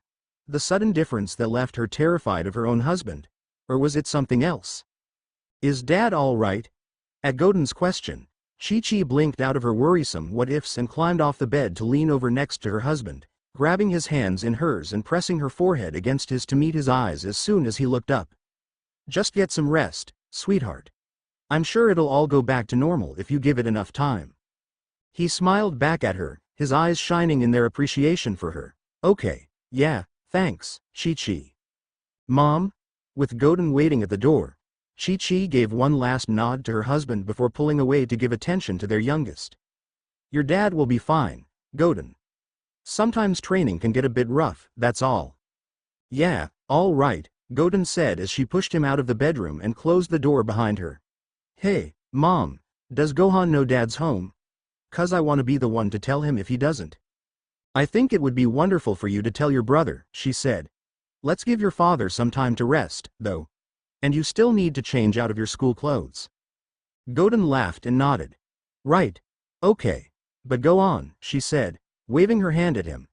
"Get changed and I'll have some snacks ready for you in the kitchen." All right. As her youngest son ran off to his room at the promise of snacks, Chi-Chi laughed. So much like his father. He'd do anything for food sometimes. She spared a glance back to the closed bedroom door where her husband was currently, hopefully resting off this strange headache. She frowned and winced as she rubbed her arm, feeling the ache still present near her wrist where he'd grabbed her earlier. "Oh, Goku, I sure do hope everything will be okay. With the prospect of one of his mother's snacks on the mind, Godin slipped out of his school uniform as quickly as possible. The navy blue jacket and pants went flying through the room as his dress shoes were kicked under the bed. He knew his mom would find all the pieces, wash them, and have them hanging back in his closet in time for his next school day, so where the clothes went now hardly bothered him. Like anything else in his room, his bed would stay unmade if not for his mom, and no doubt a lot of clutter would stay on his floor, too. Sometimes he felt kinda bad for not cleaning everything up the way Gohan would have, but other times, like now, other things were on the mind, so he didn't care. At least his game system area, consisting of a small television, an old console courtesy of Trunks, and two of the most recent handheld systems, stayed organized amidst all the other mess. He didn't have many games, but he didn't want to lose them or scratch them up, probably because he didn't have many to call his own. As he changed into casual wear jeans and a shirt with his latest favorite superhero plastered on the front, Godin let his eyes light up on seeing the posters on the walls. The one between his bed and closet was an artist's rendition of his father and Mr. Piccolo back when they fought at the 23rd tournament. He had several such posters and paintings around his room, but the one of his dad always made him grin. He was happy to have his dad back from training today, but he knew how these visits back usually went. His dad would spend way more time with his mom and then end up doing gross couple stuff when they thought he wasn't looking. Much easier to ask his questions about Beerus and Whis and the training he'd had after his dad's first day back. Of course, he was still excited to have that familiar presence back in the house. After almost 7 years of growing up without a father, Godin didn't think he'd ever stop being happy to see his dad home. When he got to the kitchen, his mom stood by the counter. She sliced up apples and set them aside with caramel and peanut butter. A part of him felt a little disappointed with the healthy option. He much preferred sweets, but food was food and snacks were snacks. He couldn't complain too much.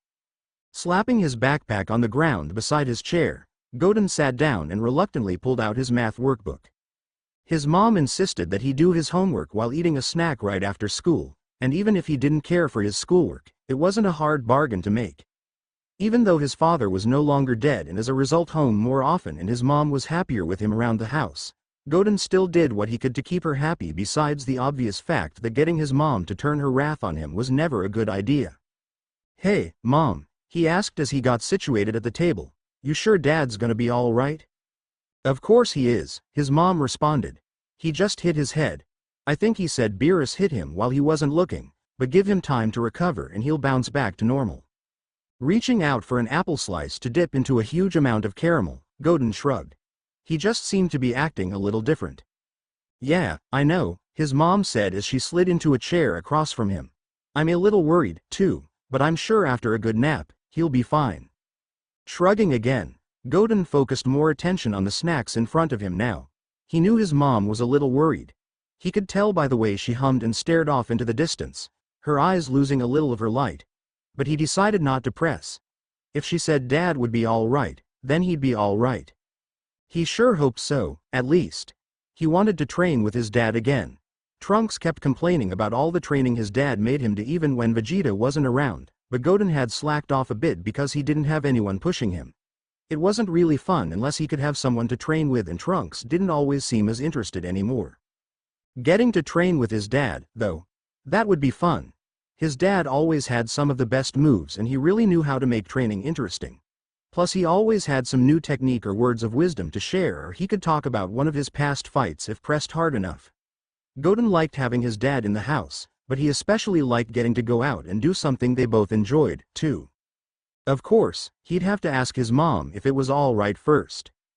"Hey, Mom," he said, swallowing another apple slice so he wouldn't get in trouble for talking with his mouth full. "Do you think Dad could train me while he's here?" The way his mom turned a frown to him made his excitement dissipate in disappointment, but then she smiled and nodded, bringing his heart back into a little. "I'll want him to work the fields some while he's here so we don't have to lean on Gohan or Bulma for support for your schooling. But I can tell you really miss hanging out with him, don't you?" Godin gave a vigorous nod. "Yeah, I know it's probably lame to still want to hang out with my dad at my age, but I figured with Gohan out of the house that I'd get to have him all to myself now. Then he goes and spends a lot of his off time with you and..." His mom laughed. "You're right, he does do that, doesn't he? It's kinda gross." "That's just what married couples do, sweetie," his mom said with a smile. You'll understand someday. Bletch, no, girls are still gross to me, Mom. The only girl he liked hanging out with was Marin, and that was only when Trunks was around, too. Once she had gotten old enough to join their hangouts, she kinda followed them around whether they wanted her or not. And after a while, it just became normal. She was cool, though. Not in that kissy-kissy way that Gohan got with Vidal or his dad got with his mom. She was just fun to be around, that was all. Besides, spending time with his dad was much more fun, so now that he had his mom's approval, he found it to be even more difficult to focus on his schoolwork. Oh well. He'd just fill in the math answers as he pleased anyway. As long as he filled it in, his mom didn't have room to berate him, and Trunks would look over his answers and give him the right ones anyway if he needed to get his grades up. He couldn't wait for his dad to finish his nap, then he'd really get to have a good time today. If his dad was up for spending time with him instead of his mom, at least. A part of him still kinda worried that he'd have to wait for tomorrow. After an hour or so of watching her youngest son eating her healthy snack, she managed to get him away from snacking on sweets all the time. Chi-Chi decided it would be a good time to work on something for dinner. So she left Goten to his homework, glad to see him at least putting some effort into his schoolwork, and went to the cupboard to see what she had on hand. Something that would only take an hour or two to make would be best. Chi-Chi? She glanced over to the doorway, finding her husband hanging at the arch and rubbing his head. Didn't you say something about medicine I could use for the pain? Glancing up, she met his somewhat awkward smile as he stepped into the room and walked over to them both. He had changed out of his GI, which meant he must have gotten some rest in that hour or tried to at least. Now he was wearing his casual sweatpants and a black tank top, which accented his chest muscles quite nicely, if she did say so herself. Goku made his way next to Goten, taking a moment to ruffle the boy's hair and grin. Hey, kiddo. Did you get all that work done? Goten cut off his own giggle and reached up to try to shake his dad away from the hair-ruffling thing. Not all of it yet. I still have a few pages of math to do. Although she wanted to address her son's homework, Chi-Chi had a stronger urge to help her husband right now. So she stood up and rushed to the medicine cabinet as fast as possible. Snatching the pills she normally used for headaches, she paused. How much would Goku need? When was the last time he'd been sick enough to straight up ask for medicine like this? Shrugging, Chi-Chi decided on a little more than a proper adult dose and poured the pills into her hand. Yeah, sweetheart, right here. It's not getting worse, is it? She glanced back to him, saw him grin at Goten and then turned to face her, scratching his head. I wouldn't say it's worse. Just that it's annoying how it's not going away. Once she poured a glass of water, Chi-Chi tried a light smile as she walked over and handed him the medicine. Well, that's something at least. Goku returned her smile as he took the pills gratefully, chugging down the glass of water, too. She watched him, biting her lip, trying to think of some other way to be helpful. She wanted to rub his head for him some more, but such contact was usually reserved for the bedroom. Not to mention it would be awkward if he wasn't lying down, since he was so tall. When he set a hand on her hip and pulled her closer, she blinked, staring up at his shining smile. Thanks, Kai. The kiss was unexpected, but warm and soft, so she took it willingly, even if it felt a bit off for Goku to be kissing her in the kitchen with Goten sitting so close. She set a hand on his chest, breathed him in, and then pushed away. Hope you feel better soon, she said softly. You're not really one to have headaches last this long. Yeah. It is pretty weird, Goku said, glancing to the side. Hey, Goten, how have you been doing on your training? Putting down his apple slices, Goten swerved his head to face his dad. I haven't really done much since Trunks doesn't feel like it lately and it's boring when I'm by myself. Don't worry about it, Goku smiled. You can help me train while I'm here. Seriously? Goten jumped up in his seat, grinning wide. That would be awesome. Chi-Chi sighed, shaking her head, even though she'd already given Goten the promise for such a thing. As long as you promise to still spend time working the fields, Goku. We really could use the money. Do I have to, Chi-Chi? Goku frowned. Can't I just enter a tournament or something to earn the money? She set her hands on her hips, and gently pulled his hands off and away. No, there aren't any tournaments worth fighting in for you and you know that. Besides, I want our granddaughter to see you doing more than fighting all the time. But I don't see anything wrong with fighting. I can already tell that she's gonna be really strong and I don't like the idea of her not using that. No means no, Goku. I want a nice, sweet little girl, not another fighter. The narrowed eyes from her husband took her by surprise. What you should do is let her do what she wants. She can do what she wants, but it's up to us on what she's exposed to when she's younger. He could narrow his eyes all he wanted. She wasn't about to back down. She even shook her finger at him as she continued, and it's for her benefit to not be exposed to any serious fighting. I don't see why I have to not fight just so that she can turn out how you want her to, Goku growled, another reaction that took her by surprise. How does Gohan feel about this? Bringing her hands back to her hips, she offered a casual shrug. Oh, I'm sure Gohan and Vidal will raise her how they want, but they haven't been against my ideas yet. Goten's voice chirped from the table where he still sat, being an observer to this heated discussion. Actually, Gohan and Vidal don't really care how she grows up. Mr. Satan really wants her to be a fighter, too. With a frown, she eyed their son. Stay out of this, Goten. Finish your homework, sweetie. He's right, Goku stated. He can talk. What? Chi-Chi exclaimed, feeling more and more startled at the direction this discussion was going. Goku, no, this is between us right now. Leave the children out of it.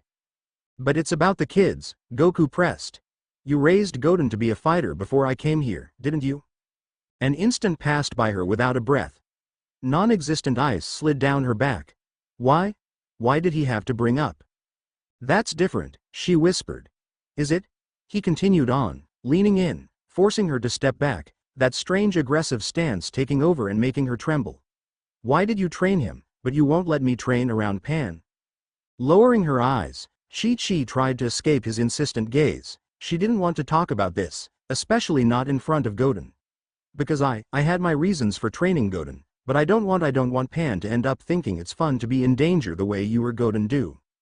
A beat of silence met her admission, followed by the sweeter tone of Goku saying, Huh? Oh, I'm sorry, Chi-Chi. I didn't realize that's how you felt about it. She didn't say anything in response. She couldn't think of the words, too busy fighting off the recall 7 years without him. So she kept her head down, brought her hands in to cling to the fabric of her dress, and refused to speak a word. Kai. A pause. Hey, Goten, why don't you go visit Gohan for a while? Tell me how Pan's doing. What about my homework? Why don't you get Gohan to help you with that? Yeah, he'll help me get it done super fast. A flurry of movement. The sound of a chair being pushed back. Of feet scampering away. And then hands hovering close to her, not touching, and then pulling back. Kai, talk to me, please. Finally, she managed to control herself enough to look up at him, though she could still feel the water in her eyes. Goku, what's wrong with you? His breath hitched in the answering silence, and he wrapped his arms around her, pulling her close. I don't know. I'm not sure why this keeps happening. 1 minute we were talking about that plate, the next thing I know you're acting scared around me, and everything else is just really hazy. Taking in his comforting scent, comforting touch, she brought her hands around to return the embrace. You mean you don't remember? I guess not. I remember just now we were talking about something, he said, a hand rubbing her back as he spoke. But I can't remember what all I said. I can't even think of what I could have said to make you so upset. She pulled back a little so she could lift a hand to his face and search his eyes. What happened to you? I know you hit your head, but could that really? I don't know, Kai, he said, glancing away and lowering his voice. This is all really new to me, too. Biting her lip, she felt her heart ache even as it skipped a beat in worry. Goku. His eyes shot back to her. I promise I don't mean to make you upset. Do you believe me? Yeah, of course I believe you. I'm just not sure what to do or think when you start talking to me like that, and it scares me, she said as she brought her hand down to wipe her eyes clear and then try a smile for him. But you know I'm also worried about you. I know something's off, and if you don't know what it is, then I'm scared for what might happen in the future. He smiled back at her. Don't worry so much about it. I'll be fine. It's not like it's the first time I've hit my head. You sure you'll be okay? I can't help but worry about what could. Frowning, she pulled her arms away from the embrace and rubbed at the area near her wrist. You're not gonna get violent on me, are you? Huh? No, I would never get like that with you, he said the words with fervor while he frowned and then tilted his head. Why would I ever try to hurt you? She flinched. He didn't know. He couldn't remember. Or maybe he didn't realize. Such a small thing. But he'd never hurt her before. Well, there was one time, but that was forgiven because of his year in space. Still. This was different. And with him not remembering. Well, I know you weren't yourself, but she drifted off, and then held up her wrist so he could see the bruise forming there from when he had grabbed her. You kinda already did, Goku. She watched as his eyes widened as it slowly dawned on him. His hands fell away from her completely, and he stepped back. Horror. He looked absolutely horrified at the evidence in front of him, swallowing and taking a moment before speaking. Chi-Chi, he whispered, when did that happen? That couldn't have been me. Yeah, I thought you wouldn't remember, she sighed as she went back to rubbing her arm, looking for a few beats of silence before raising her gaze to his again. Earlier when we were in our room. You grabbed me, and if you can't even remember this, how can you promise not to ever get violent? I know something's wrong and it's not really you, but Goku. Blinking away tears, she turned her head, only to feel his hands on her shoulders. Light touches. Barely ghosting over her skin, but his intention was true and clear. When she managed to turn to him again, it wasn't to meet a smile but to meet his rare "this is important" face. Chi-Chi, Goku said, his low voice sending tremors through her body. There isn't a force in the universe that would let me do something like that to you. I remember grabbing your hand and I promise I didn't mean to hold you so tightly. That was only an accident. I would never, no matter the circumstances, try to hurt you. As much as she wanted to believe, to trust, her voice still whispered, how can you be sure? If there's anything I'm sure of it, it's this. I won't ever try to hurt you. His voice was steady. His eyes serious, begging her to believe in him. Chi-Chi stared back at him, chewed the inside of her cheek, and then decided to drop her worry in a nod and a smile. All right. I trust you, she said, dropping the smile. But you realize why this is scaring me now? Goku nodded, his gaze softening. Yeah, I'll try to fix it. His eyes seemed to glance around the room before he dove in to capture her mouth in his. Noting that this kiss felt much more natural, Chi-Chi accepted without any worry, letting the intimacy calm her heart. Bringing her arms up, she locked her hands behind his neck and pressed back against him, following him up for as long as she could when he eventually broke away. His hands traveled from her shoulders to her hips and his low whisper sent pleasurable shivers running through her body. Hey, Kai, it's been a while. It has, she whispered before jolting out of the haze at a sudden thought. Wait, where's Goten? Doesn't matter, Goku said as he squeezed the flesh just above her hips, his thumbs digging into her skin. He left, so all that matters right now is me. Even though the words took her by surprise, when Goku leaned in for another kiss she was forced to take it. Not to say she didn't enjoy the touch of his tongue, but she had to break the contact with a hum. But, seriously, you sent Goten away, right? To Gohan? Yeah, Goku nodded, eyes shining as he smiled. I know you don't want him seeing this sort of stuff. Laughing a little at his jovial expression, Chi-Chi unlocked her arms and let her hands run down his chest. Almost sounds like you planned this. Did you miss me that much? Keeping his smile, Goku leaned over to nuzzle his face in her neck. Yeah, but I knew you'd be waiting for me so I just tried not to think about it. With a giggle, Chi-Chi ruffled his hair and then let her fingers scrape gently across his scalp. I take it your headache got better? HNN. Not much. Still hurts, he hummed, pressing his lips against her neck. That feels nice, though. Well then, she moaned lightly as his kisses traveled and grew, though she kept her focus on massaging his aching head. I'll keep doing this until you tell me to stop. Maybe I can distract you until that medicine takes effect. Goku merely hummed again in response, his teeth coming out to nibble lightly on her skin. Though he kept his face buried in her neck, his hands slid to her sash, working to undo the first article of clothing of the night. Once that was out of the picture, Chi-Chi groaned and reached for the edges of his black tank top. Thankfully, he got the hint rather quickly, straightening up so he could pull the shirt over his head and drop it to the floor. Before she could react or touch, though, he moved again. In a flash, he had her turn to press against the table, and she put one hand on the table edge in response. Except she didn't really care because he was kissing her again. Long and full and deep and with all the pent-up tension from being away training for so long. One hand went to his hair, brushing it, clinging to it, tugging in reaction to what he did with their kiss. And then he broke from her mouth and she sighed, Goku. Kai, He panted. I'm not sure how much more of this I can take.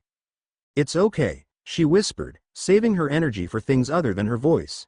She let her hand run from his hair to his shoulder, down his chest, resting at the waistband of his sweatpants before she eyed him.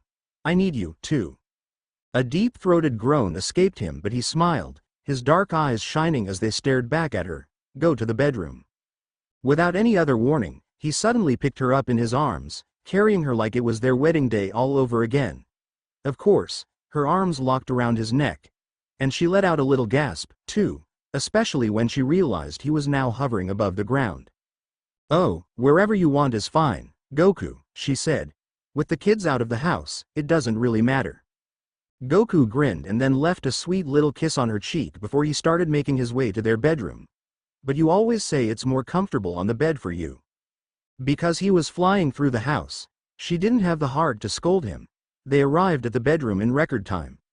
Goku landed, entered the room, closed the door out of habit, and then walked over to lay her on the bed. All while she giggled as if seeing him for the first time, always surprised at his small but sweet gestures. Oh, sweetheart, I love you. His mouth attacked her neck with force and she gasped and groaned at the way he seemed to latch on so tightly now, only a little worried not to hear him respond in kind as usual. He was just a little distracted and a little more aggressive than usual, nothing to worry about. It had been a while. Sitting on a rug covered in various noise-making baby toys, Gohan grinned and held his hands out to his daughter. He sat with his legs crossed just barely out of reach, though he did his best to offer silent encouragement as he watched Pan waver from her place on the same rug. Her chubby baby legs jiggled as she slowly got to her feet, using the mostly sturdy center room wood table for balance. Yeah, he said softly, smiling as he stared into her wide eyes. On your feet just like that. Now all you have to do is take a few steps without holding on to anything. Come on, Pan. Come to Daddy. Big bright eyes gazed back at him, a mouth opening to babble some sort of attempt at speech. All while she bounced in place. The table shook a little at her movement and Gohan laughed, earning a high-pitched noise somewhere between a squeal and a giggle. Ha, shish, hey now, he said, waving his hand in the air. You'll wake up Mommy, she needs her rest. A knock on the nearby window pulled Gohan's attention away from his daughter. Turning his head, he blinked when he found Goten was the one responsible for the window knocking. With a light smile, he shook his head and got to his feet in order to let his brother into the room. What's up, Goten? He said after sliding the window up. Are you trying to get out of homework again? He didn't see any need to mention Goten's strange mode of entering his house. Little brothers could be weird sometimes, especially his. Besides, Goten had probably noticed Gohan wasn't on the ground floor, so he had jumped ahead of the tedious method of using the front door like most humans. Nah, it was Dad's idea for you to help me with it, Goten said as he flew in to drop his bag on the table near the little kitchenette before turning his attention to the toddler in the room. Hey, Pan, are you walking yet?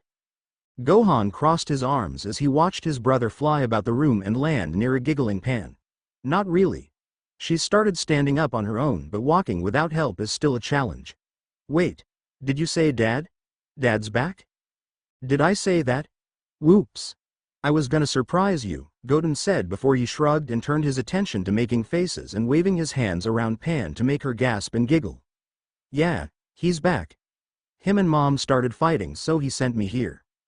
With a frown, Gohan walked over to sit on the rug with the two of them. Started fighting? MMHMMM.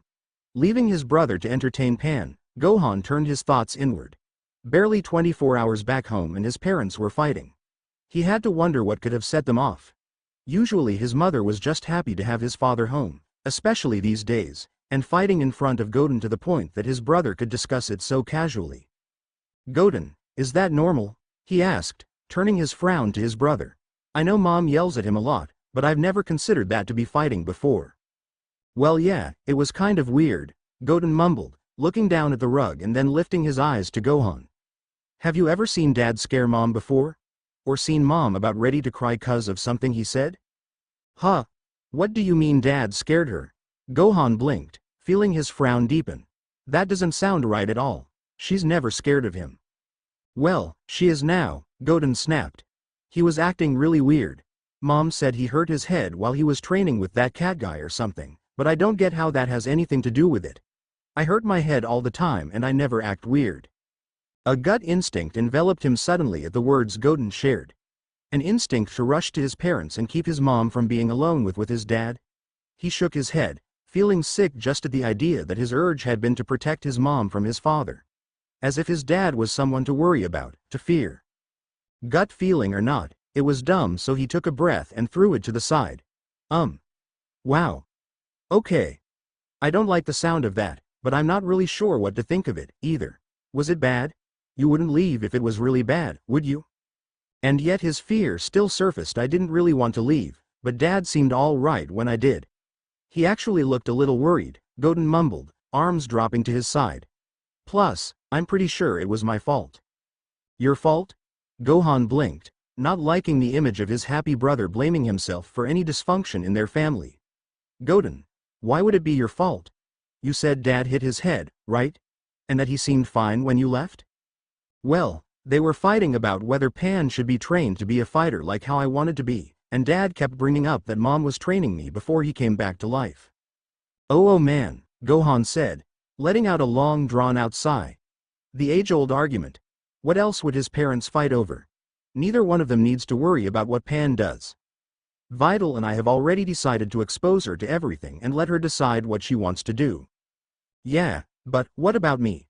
At the question, Gohan turned to his baby brother, wincing at the confused pain in those usually bright eyes. If Mom is so against everyone fighting, why did she want to train me so bad all the time? You know, I don't really know. She never let me train, and you remember her original reaction when I asked to take off from school to train for the tournament. It came as a surprise to me. He sighed, rubbing the back of his head. I mean, maybe it was for guilt or coping with Dad's death, or she just changed her mind for a while. It could be anything. Coping with Dad's death. As soon as the words left his brother's mouth, Gohan knew he had rambled too much. Hey, Gohan, is that why Mom never cut my hair and just kept like this? Did she just want me as a replacement for Dad? With a wince, Gohan held up his hands and moved over to pat his brother's shoulder. He really had just been spouting out ideas, but now that the thought was out there, geez. He should just keep his mouth shut sometimes. Hey, no, you're not a replacement for Dad, all right? Mom just saw a lot of him in you and probably wanted to make sure she raised you like how he would want. Nothing to do with being a replacement, Goten. Really? Goten asked, looking up. So you think Dad likes how Mom raised me? Is that why he started that fight, to get her to let you guys raise Pan the same way? I guess so, Gohan mumbled.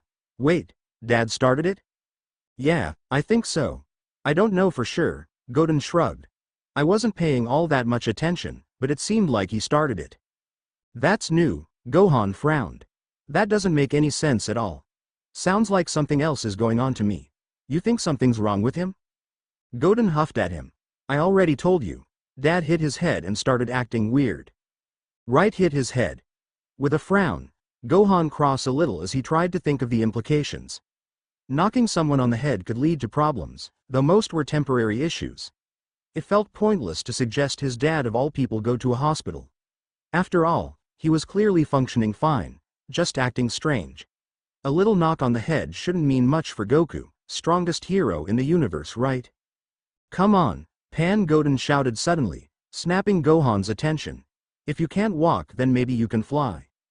As his brother lifted the baby into the air, Gohan held up his hands. Goten, I don't think she's quite old enough for that yet. I can still hold her though, right? Goten responded as he continued to lift Pan into the air by pulling on her arms. Didn't you get in trouble with Mom 'cause you were throwing her in the air a bunch? Gohan felt his face blush at the reminder, lowered his hands to shrug. Hey. Maybe, but that's different. Really? Goten countered. 'Cause I think I'm actually more careful since I'm not gonna let her go. Sighing, Gohan gave in to his little brother and stood back, with Pan giggling like that it was hard to tell him to stop. He'd give anything to have his daughter happy. And there really wasn't any reason to tell Goten to stop anyway. Pan had Saiyan blood. Even if she did fall, then she should be fine. Shouldn't be a problem anyway, because Gohan trusted in his speed to catch her if there was an incident or Goten did drop her. Gohan, what are you doing? At Vital's voice, he sat up, broken from his thoughts. Vital, we didn't wake you, did we? Goten just came over to get help with his homework. Homework. Vidal hummed disbelievingly, leaning against the door frame. Didn't you say you were going to try to help Pan walk? Though he heard the question, all he could manage to respond with was a shrug. He had decided to trust Godin with Pan, so now his eyes could be caught staring at his wife. And stare he did. She looked even more beautiful when she had just crawled out of bed, her hair tousled and messy, her clothes wrinkled for having napped in them, her eyes still bleary as she yawned her sleepiness away. The thing about having a baby was knowing you wouldn't be getting much sleep, so Gohan tried to give her opportunities to nap whenever she wanted. Of course, the look she was giving him was enough to make him clear his throat and look toward his brother. All right, Godin, set her down and let's get to work on your latest assignment. Ah, you're no fun, Godin said with a pout, though he did actually lower Pan back to the floor rug. Gohan's a bit of a killjoy, isn't he? Gohan barked a laugh at the comment. Okay, sure, I'm no fun, even though I've been letting you get away with things for years. That's just it, though, Godin said. You used to be so cool, what happened? Before he could defend himself, Vidal stepped into the room to pick up their giggling baby girl, adding her own sentiment. I didn't realize he was ever cool. Giving his wife a light smile, Gohan spent some time snapshotting the image of his family in his mind. His family? Gosh, where had the time gone? Not too long ago, they were still teenagers struggling through life, love, and school. Now here they were in their own house raising a child of their own. Time just seemed to fly by with no care in the world sometimes. He had to appreciate the little moments. Little moments such as walking over to kiss his wife on the cheek and poke his baby girl playfully. Even with a little brother semi-whining in the background. Godin, he murmured after a while, cool or not cool, Mom sent you here to work on homework and I bet she'll be upset if you don't at least do something. But Dad's the one who sent me here, Godin whined, and he just wanted me out of the house so he could talk to Mom. The homework was just an excuse. As Vidal moved into the little kitchenette, she glanced back at Gohan. Wait, your dad's back? Apparently, Gohan answered quickly, trying to keep his focus on his brother. So, Dad kicked you out and Mom didn't say anything at all when you left? Yeah, Godin answered, giving in and going to his bag to pull out a notebook. Is that weird? Yeah, Gohan mumbled. Kinda feels backwards honestly. His thoughts went inward as he walked to a nearby countertop. The very idea of his parents fighting, of his dad being the instigator, it didn't sit well with him. Even if Godin kept insisting it was just because of some hit to his head, it didn't feel right. Still, he had to take a breath and push it to the side. He wasn't here to fix whatever problems his parents were having. For all he knew, Godin was misreading or misunderstanding the situation. As strange as it all sounded, this was the story from a child's perspective. Maybe when he got a chance, he'd visit his parents and observe the situation for himself. For now, best just to help Godin with his homework like everything was normal. Anyway, what are you learning in class now, buddy? Godin shrugged, climbing up to the countertop and opening his notebook to a page of math problems. I don't know. I just write random numbers and stuff and wait for Trunks to tell me the answers. Seriously, Godin, that's not how school is supposed to work. But it works, Godin said with a grin, and Mom doesn't care as long as I write in answers. That's just for math, though. I'm pretty good at history on my own. With a sigh, Gohan raised his hands in defeat. Yeah, okay, you do you, I guess. So what are you working on now? Math or history? Math. I just have a few pages left, then I can go back to playing with Pan, right? Gohan spared a glance at his wife and daughter before offering Godin a shrug. Yeah, maybe. She usually takes a nap after she eats, though. Ah, man, Godin pouted as he turned his focus to the pages in his workbook. Do you think Pan might be friends with Trunks' new brother when he's born? Huh? Gohan blinked. Trunks' new brother? What are you talking about? Dad said something about Bulma being pregnant. That's why they came back. Vidal lifted away from feeding the baby, eyeing Gohan. She mouthed something at him, but he shrugged because he couldn't discern what she was trying to ask. Though he did have a guess. Drumming his fingers on the countertop, Gohan tried to think about whether the new baby would have been a mistake. Or planned. Vegeta and Bulma did seem to have a better relationship than when Trunks had been born, but it was still strange to think of them, of Vegeta, actually wanting or conceding to the idea of another child. That's interesting, he murmured, Thinking out loud. I didn't think they'd want any more kids. And Bulma is usually good about anyway, that's why they're back, huh? Must mean Bulma is further along in her pregnancy. Vegeta sure wouldn't come back too early. I don't know, Goten mumbled back. Trunks hasn't told me anything about it, so I don't think he knows, either. Huh. Well then I guess there's nothing we can do but wait and find out. Unless Dad knows more. At the reminder, Gohan snapped his fingers. Speaking of Dad, do you think you're supposed to spend the night, Goten? Or are they gonna want you back for dinner? Can I spend the night? Goten asked, jumping on the offer surprisingly quickly. It's really weird at home with just Mom and Dad. Gohan nodded, grinning back at his brother. Yeah, sure, I don't mind. And if things really are that awkward right now, you can stay until this little spell with Dad passes, okay? He could sense the glare from his wife, but he tried to ignore it. He'd explain to her later. Things sounded like they were weird right now, but it shouldn't last too long. His dad wasn't the type to let a little hit to the head really affect him. Even if Goten was right about everything going on at the house now, Gohan was sure everything would sort itself out in no time. There was no reason to worry. He woke up groggy, sitting up in bed and blinking at the tousled sheets. The empty place beside him. Light came from the bedroom window through the thin curtains. Whipped at his head, ruffling his wild hair a bit as he did. He hummed, trying to recall last night, trying to recall yesterday. Everything was such a mess of broken memories. From the moment Beerus hit him on the head, to the intimate time with Chi-Chi before bed. Every single moment was hazy, as if he were trying to remember a dream. Some of it didn't bother him. The fight with Vegeta. He lost himself while fighting sometimes, especially in a newer transformation. That was nothing new. Though the memory thing was kind of different, but time with Chi-Chi was always easy to remember, except now, and that bothered him, because she'd shown him a mark that meant he'd lost his cool or been too rough. Something he didn't ever do. Something he couldn't remember. Last night was broken up enough to make him worry, too. They started in the kitchen, then suddenly they were in the bedroom. They were sharing sweet kisses, then suddenly she was curled against him screaming his name in the midst of passion. With a groan, Goku brought his hands to his face and shook his head. He wasn't sure what was going on, but he had a feeling it wasn't over yet. That headache was still there, after all. Whatever the case, he had to get up and make sure Chi-Chi was okay. If he couldn't remember all of last night, then well, he could smell breakfast cooking, so that was a good sign. A small sign that everything was still normal, that there was no reason to worry. He was blacking out, having memory problems. Probably from the hit to the head, considering the headache. It would pass in time. It had to pass in time. For now, Goku climbed out of bed, tossed the covers to the side, and made his way down the hallway to the kitchen where food was calling him. Chi-Chi. Seeing her in front of the stove, working fast to get as much food prepared as possible, brought a smile to his face. His headache pounded harder as he watched her, though, and he had to put a hand to his head, rubbing at his scalp through his hair. As if from a faraway haze, he heard her voice. Morning, Goku. Breakfast is almost ready, sweetheart.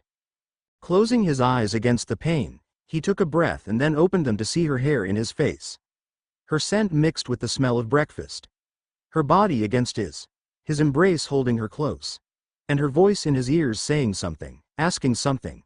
It took too long for him to realize he'd experienced another jump to hear what she said. But he did hold her closer and buried himself in her as he groaned. Everything feels off to me, Chi-Chi. Feels off how? She asked, tilting her head back to look at him. Never mind. Don't worry about it. I'm here for you, no matter what's wrong or what happens. You know that, right? Something in her words struck him and he smiled. Yeah, I know. Holding her close, running his hand down her back, he tried to think of the words he needed. How to explain to her what was happening. How to explain that he was jumping forward through the day, missing moments, his memory wiped in the blink of an eye. What had he even said or done since he walked into the kitchen for breakfast? One blink and she was saying good morning. The next and that headache. Taking a breath, Goku pulled Chi-Chi away from his embrace enough to put a finger under her chin to tilt her head up to make sure she looked at him, her eyes giving him that warm, understanding, but underlying frightened Chi-Chi. Can I trust you to not let me do anything I'll regret? Fear flashed in her eyes and he winced, even as she whispered. Goku, what do you think you might do? I mean, Of course I'll do what I can, but I've already hurt you once, he said, trying not to give a glance down to her injured wrist. I don't want that to happen again. It's okay, she said back at him, her hand resting on his chest. It won't. That was only one time, but I'm sure it won't happen again. Now, don't you want to eat breakfast before it gets cold? Right. Breakfast. He'd almost forgotten. With a smile and a nod, he bent down to kiss her, letting his hand rest at her cheek. The headache pounded against all else, and though he tried to hang on, his world soon shifted once again. This time, the pain carried through the blackout and he winced as he reached for his head. Ow. Soft hands were against his own in an instant. It's not getting worse, is it? Please tell me it's not getting worse. Depends on what you could view as worse, he muttered, but it is getting harder to ignore. While Chi-Chi rubbed at his head, Goku took the moment to glance around the area and get his bearings. He sat at the table with an empty plate and a glass half full of water in front of him. Had he missed breakfast? Either way, that headache still pounded against his skull, making him grimace. He was losing moments with Chi-Chi, and that bothered him. He'd always had the assurance that he could come home and spend time with her whenever he wanted, but now here he was, without getting to enjoy the time. With a grimace, he looked over at her frown. Chi-Chi, am I worrying you again? Oh, but her hands threading through his hair felt so nice. The scratching against his scalp. Even if it meant her eyes were shaking as she nodded. Isn't there something I can do? She asked. Something to help you feel better? No, you don't need to do anything, Kai, he said, offering a light smile. I can take care of myself. Can you though? Her hand moved from his head to his shoulder. Are you sure? Of course I'm sure, he said, forcing his smile to look a little brighter, forcing his hands to drop down to the table even though the headache continued. When have I ever been wrong about anything? Well. Chi-Chi met his eyes, then gave a laugh and a shrug. All right, Goku. Just please let me know if I can do something to help, okay? Before he could respond, she leaned in to land a kiss on his forehead. Warm. Soft. He could practically smell the worry as she pulled away. Reaching up to gently stroke her cheek, Goku frowned and whispered, Please don't worry about me, Chi-Chi. I'm afraid I can't help it, Goku. Of course she couldn't. That's what she did. Why she was always yelling about him running off to fight or train. Because at the heart of everything, she was always worried about him. With good reason, too. After all, he had died before, twice. Still, he didn't want to see her fretting over this new challenge. It would pass in time. She didn't need to worry. He'd rather see her be happy. So, he thought of a simple way to make her happy, giving a smile to help ease her worries. Hey, do you want to go visit Bulma? I'm sure they won't mind. You two can talk about being pregnant and stuff, it'll keep your mind off of this. I was hoping to visit her at some point, Chi-Chi said with a sigh. Are you sure I can't make a little something for them? At the question, the headache returned full force and he had to swallow the urge to groan. His vision faded for half a second as he pulled himself back from the edge. There was some strange sense of wanting to growl, to glare, to be angry. Over what? Chi-Chi cooking food for someone else? He whimpered a little, the thought bringing pain with it. Through it all, he managed to mutter something in response. Something about her not making any of his favorite foods, to which she agreed without a fight. When she left his side to start cooking her special dish for Bulma, he had to focus his eyes on the table. Focus on anything but her. Anything but the food. All it did was bring pain, but he knew he needed to fight that pull to go under, no matter how much the headache flared up. Fight that pull as long as he was around Chi-Chi. Oh, that's what he should. Hey, Chi-Chi. It was hard to hear over the thumping of his leg, the pounding of his head, but he got to his feet and walked toward the door. I'm gonna go train outside for a little bit. But what about visiting Bull? It won't be for long, he cut in, holding his hands up. I just need to get away, think I need to let out some energy. With their permission, Goku practically leapt out of the house. Rushing away, he stumbled through the forest, breathing heavily as he eventually fell against a tree, eyes staring at the bark in front of him. The pounding in his head grew worse and he screamed in frustration, hitting the tree, falling back as it crashed to the forest floor. Bringing his hands up, he rubbed at his head, nearly whimpering again as his vision began to fade. Well, at least he wasn't around Chi-Chi with all that confusing anger. Anger he had no reason to direct at her. but anger he was worried would considering he couldn't remember. Well, at least out here, there weren't any memories he would be sad to lose. Chi-Chi stared out the window as the car moved along in silence. The view changed rapidly as they drove through the country. Large sweeping hills giving way to stretches of forest and then open fields of freeway. When they reached the traffic of the city, she heard Goku grunt beside her. Glancing over to see his eyes hyper-focused on the road, on his hands gripping the steering wheel with white knuckles, she reached toward him and then let her hand fall to her lap. They'd been driving in silence for most of the trip and it made her skin crawl. Goku seemed to be struggling to keep his focus and she had to wonder if it had been a good idea to have him drive. Whatever was wrong with him may have been affecting him deeper than she suspected. Goku. He murmured, quick on the response even if his voice sounded tight. Don't worry, we're almost there. I'm not worried, she wanted to tell him, but instead she sighed and fell into her seat. She reached up to run a finger down her seatbelt, as if to remind herself of the protection she did have, sparing a quick glance to her uncharacteristically quiet husband. Giving up on conversation, Chi-Chi set her hands on the box, the gift she had wrapped specifically for their visit. She wasn't sure what kind of food Bulma preferred to have when pregnant, but if there was one thing Chi-Chi knew, it was healthy food. Of course there had been that minor incident with Goku. Before she could finish that thought, the car came to an abrupt stop and she was yanked back into the seat, feeling the belt press against her chest. She opened her mouth to complain to Goku about the rough driving, but had to pause her thoughts at what she saw. At seeing him leaning back, arms drooped down loosely, breathing heavy, eyes closed. Sweetheart, she said, reaching for him. Are you okay? Fine, he grumbled, not even looking at her as he unbuckled the seatbelt and stepped out of the car. We're here. This is what you wanted, isn't it? Chi-Chi blinked. Yeah, since he was waiting outside for her, she sighed and climbed out of the front seat. A quick trip to the back to pull out a basket of more goodies for Bulma. A glance around to see they were parked awkwardly halfway on the sidewalk. But she didn't fight it because one look at Goku showed his eyes narrowed. What did you make for her? Chi-Chi sighed, rolling her eyes and pushing past his glance to make her way to the front door of Capsule Corporation. Just some health nut stuff, Goku. Trust me, it's nothing you'll care for, but I did make something for you in case you felt like having a snack. Those little lemon cakes were ready to be set in the fridge for chilling purposes. One of his favorites, just in case. She was happy to see his eyes brighten up. Oh really? For me?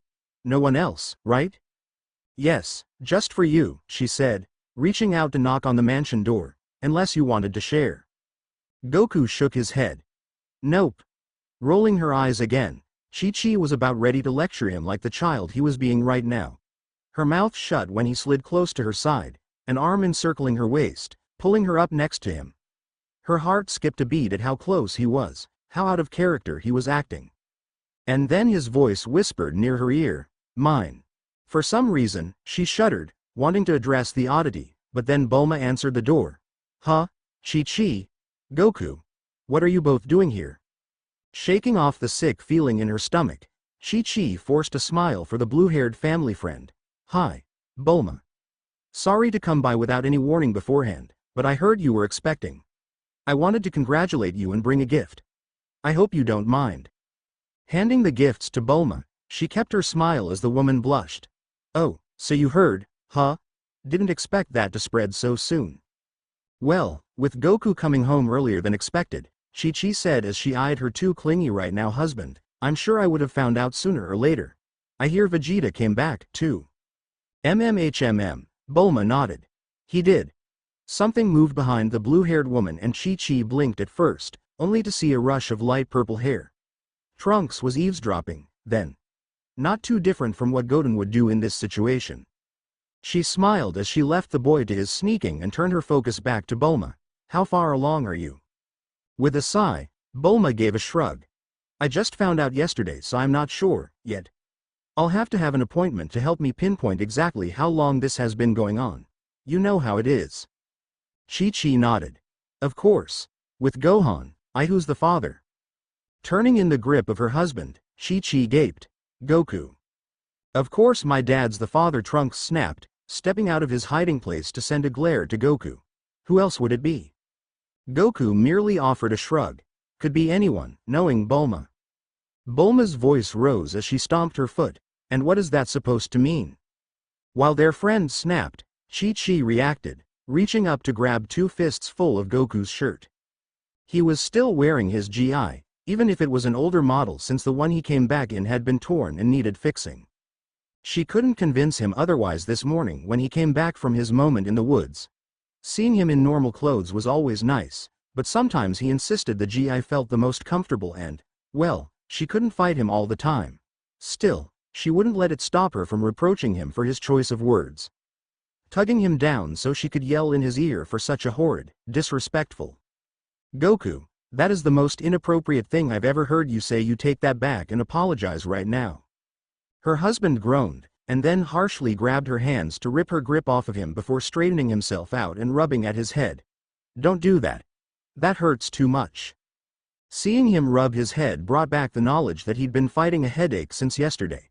As inappropriate as his words were, perhaps she had overreacted. Chi-Chi winced at the thought. She wanted to be helpful, not a hindrance. Though at least now he wasn't being clingy and possessive. Oh, sorry, Goku, As if from somewhere else, a throat cleared. Chi-Chi? Moving her attention back to Bulma, she clasped her hands together, though she still kept them down. Oh, I don't mean to intrude, Bulma, but can we come in? I'd love the chance to talk to you in a more comfortable setting. Yeah, I guess, Bulma said, stepping aside to let them in as she turned to Trunks. How about you go let your dad know that we have some unexpected company? Trunks grinned. Yeah, okay, I'll tell him you needed him, Mom. As the kid ran off down the hallway, Bulma sighed. Honestly, that boy. Chi-Chi laughed as she walked into the Capsule Corporation mansion. She was always amazed at the size of the place, at the amount of technological marvels scattered around the rooms and hallways, everything they passed just on the way to the kitchen. It wasn't like she was envious. After all, Chi-Chi loved her little corner in the woods. She couldn't imagine living somewhere with so many places for children to hide. No wonder Trunks wasn't as disciplined. Hey, Kai? Goku's voice next to her. She turned a smile even as she saw the lost look in his eyes. Why are we here again? She had a flash of memory. Of the incident with the plate yesterday. Words startling her or causing her to drop the china. Of him being confused at her asking about his sudden aggression. His headache was messing with him strangely again. With a patient smile, she gave him a small pat to his arm.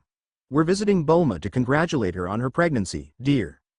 Oh, right, I remember now. His eyes brightened a little and he matched her smile as he turned to his friend. Congratulations, Bulma. I bet Vegeta's real excited about it, isn't he?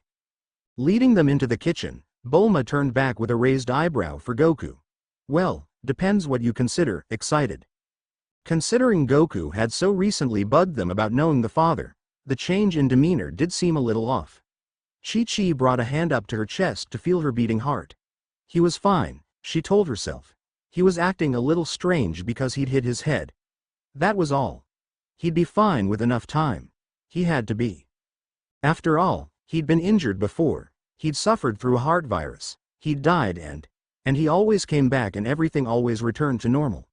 This was different, but she had faith that the end result would be the same. There was nothing to fear, so why couldn't she calm her aching heart? Vegeta may have made the decision to leave the planet Beerus and Whis called home. He may have decided to come home himself, to put Whis' special training on hold. Bulma's pregnancy, the urge to be there this time as opposed to Trunks' birth, well, sure, he was home now. But it certainly didn't mean he was going to stop training altogether. Any edge he could gain on Kakarot was important. So what if he was back at Capsule Corporation? So what if he was in a place where he could keep track of Bulma, be there whenever the new baby was born? His training was of paramount importance. And his family knew that. Bulma left him to train in the gravity chamber. She'd brought him back to Earth and she trusted him well enough now to not expect anything else from him. Trunks, on the other hand. Dad, open up, come on. The brat's incessant shouting was distracting as hell, though he supposed that was something all children did. Mom needs you. That was enough to make him freeze. Enough to make him turn off the program running in his gravity room. Enough to hold his breath and nearly smash the door open as he slid it free. What? He snapped, glaring at the pint-sized purple-haired brat he called son. Explain, now. Trunks met his glare without flinching. his expression masking any clue to the issue at hand.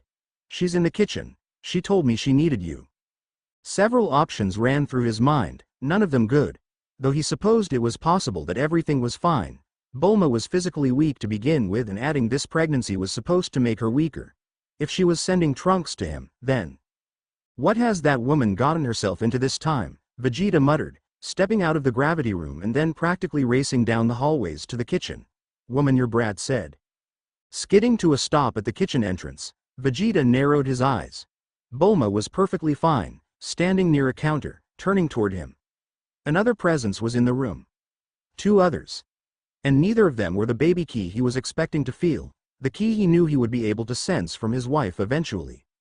No, it was Kakarot and his wife, who were standing in his house for some reason. "What the hell are you two doing here?" "They're here to say congratulations because of the baby," Bulma explained, snatching his attention in an instant. "Also, Trunks knows now."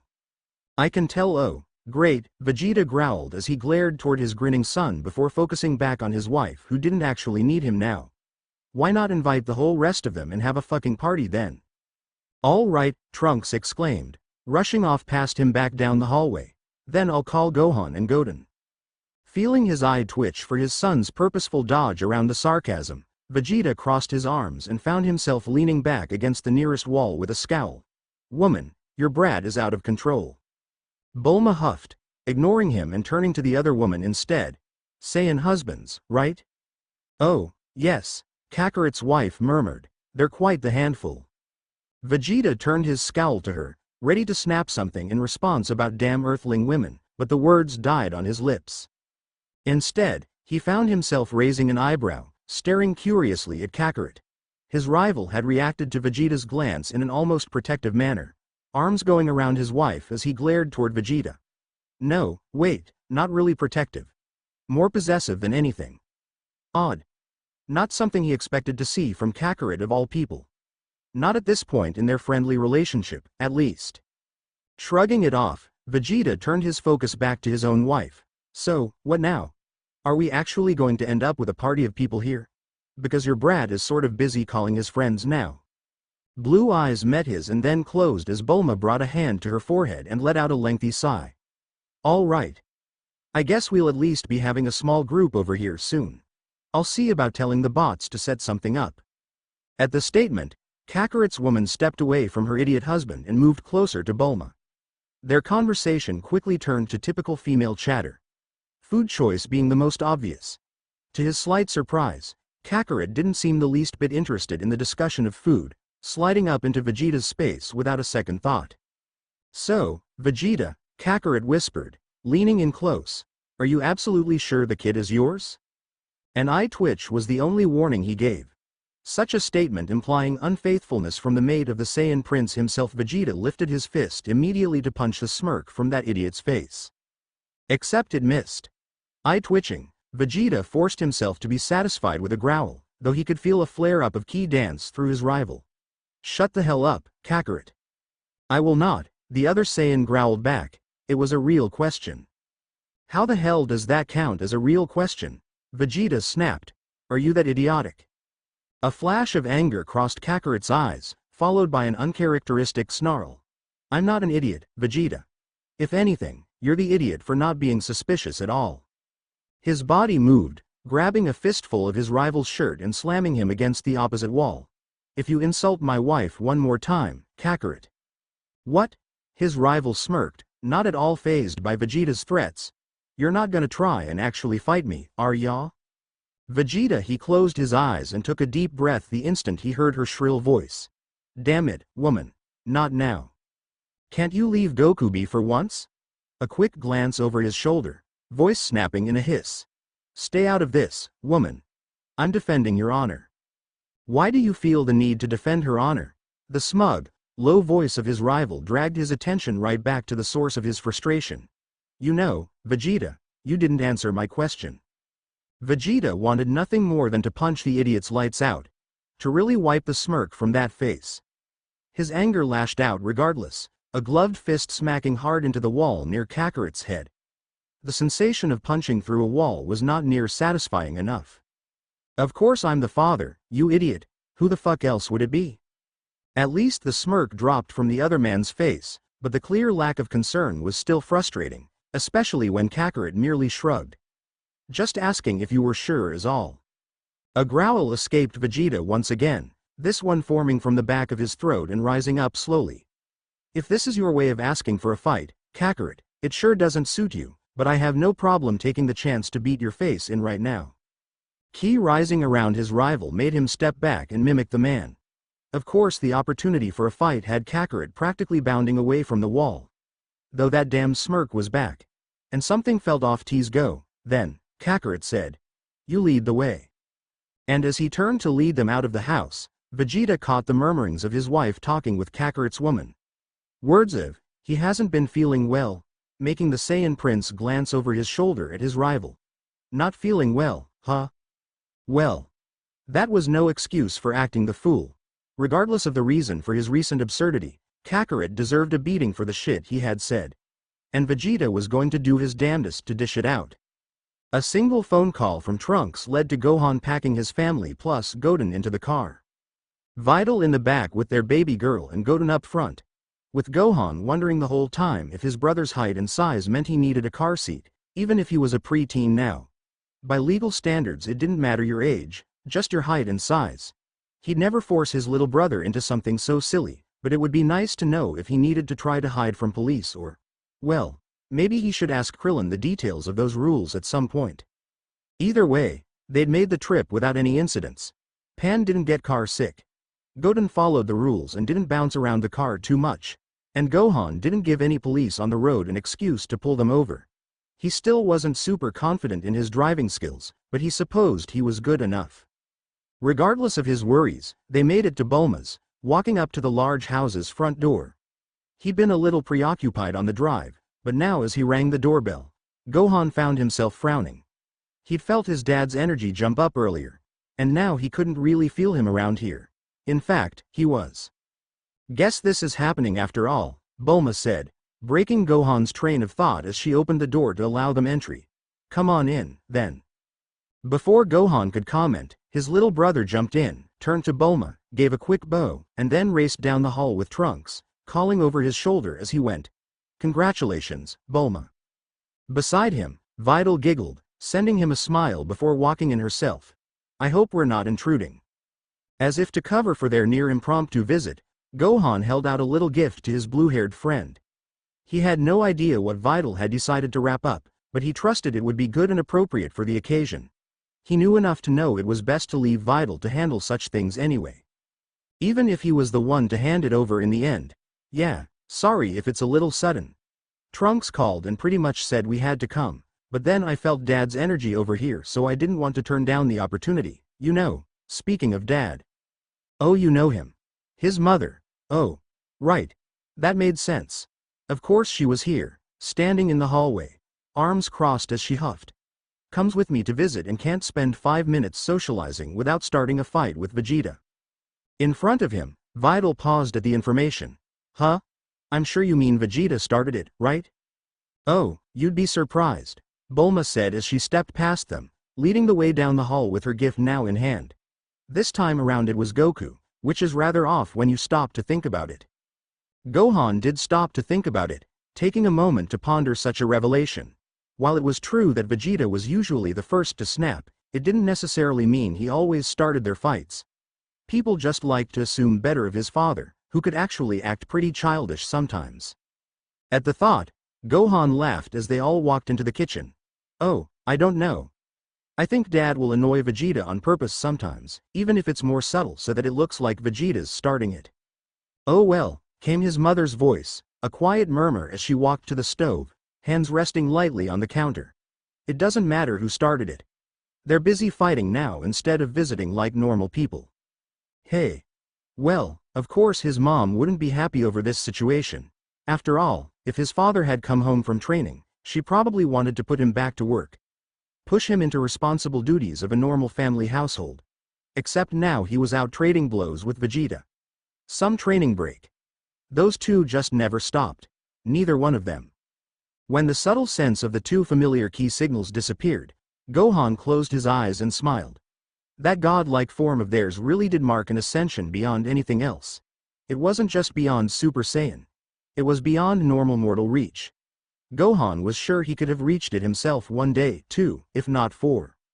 The babbling of a baby interrupted his thoughts and brought his eyes open, focusing on the little girl in the arms of his wife. His little girl. Their little girl. The main reason he worked hard to have a normal life, to further his education, aimed for a real job that would allow him to be at home as much as possible. To give his girl the normal life he never got to have. Oh, his own father worked for that, too. At least, on some level. Protect the world in the process of making it safe for his son and all, but Gohan wasn't his dad. He loved and respected his father for everything he had done, everything he had sacrificed, but Gohan approached parenting a little differently. Even if the motivation was the same, the paths to meet that end were not. So, Gohan, the voice from Bulma had him blinking away from his thoughts. How's life with your first kid? Is she as much trouble as any of the other Saiyans? Nope, Gohan grinned. No trouble. Besides the normal stuff, I guess. He could practically feel the look from his mother even before her words brought her to his attention. You're not tossing her around everywhere in your silly games with Vital's father, are you? Aha, Mom, it's fine, he said with a blush and a light laugh. Dad used to throw me around all the time, didn't he? His mother's eyes squinted. And you wouldn't believe the number of close calls we had with you. Really, Chi-Chi, it's all right, Vital chimed in, coming to the rescue. I trust Gohan to keep her safe. He's too strong to let anything hurt her. Gohan turned to his wife, meeting her eyes and giving a thankful smile. Lips upturned in response, along with a wink as Vital bounced Pan in her arms. Lightly. Giving the cooing baby a little rocking motion to help her sleep. Bulma, on the other hand, wasn't satisfied with Vital's response, brushing it aside with a little warning of her own. I don't know, Vital. Never trust a man alone with your child when they're this young, even if they're your husband. If you leave him unchecked, he can do some pretty stupid things. Trust me. I've had too many close calls with Vegeta and Trunks to count. Oh man, Gohan laughed. I'm feeling outnumbered here. Well, his mother said. I don't think it's fair to compare Gohan to Vegeta, but the things Goku used to do. The way she drifted off made Gohan hang his head in partial defeat. Oh come on, Mom. Oh, I don't mean to compare Gohan to Vegeta, Bulma said, quickly jumping back in to explain her point. I'm just saying that all men are idiots who are terrible with children. When even his wife shrugged in response, Gohan sighed. He really was outnumbered here. Stuck in the kitchen with the women. Too old to play around with Goten and Trunks. And too out of practice to join his father outside in a sparring match, apparently. Oh man, he sighed again. Why does Dad have to be fighting right now? A shift in the air made him glance toward his mother with a frown. Had she just flinched? Unhappy with his father for fighting now, sure, that made sense, but... You'll have to ask him yourself, Bulma said, drawing his focus with a click of her tongue. He came in here, said some pretty awful things to Vegeta, and now they're off who knows where beating each other up. Wait. Really? That sounds off. I mean, he blinked, turning back to his mother, expecting an explanation, Mom? Except no explanation seemed to be forthcoming anytime soon. Her arms were wrapped around herself ground, and her voice barely above a whisper when she did speak. Can we not talk about that right now? Huh? He almost moved to stand by her. Almost. In fact, his hands had raised toward her and his foot had already lifted from the floor with the intent of going to his mother, who was clearly in distress. But then his baby girl started crying and he froze, attention instantly shifting. Of course Vital looked confused by Pan's sudden outburst, too, even as she tried to calm the baby. Hey, there. It's all right, Pan. What's wrong? An instant suggestion bounced in from Bulma. Do you need to feed her? To which Vital shook her head. No, she's already eaten and had her nap. I can't imagine why she's upset. Right. So what's wrong with her? I know babies can cry for several reasons and sometimes for no reason at all. But Pan is usually quiet and behaved and easy to handle.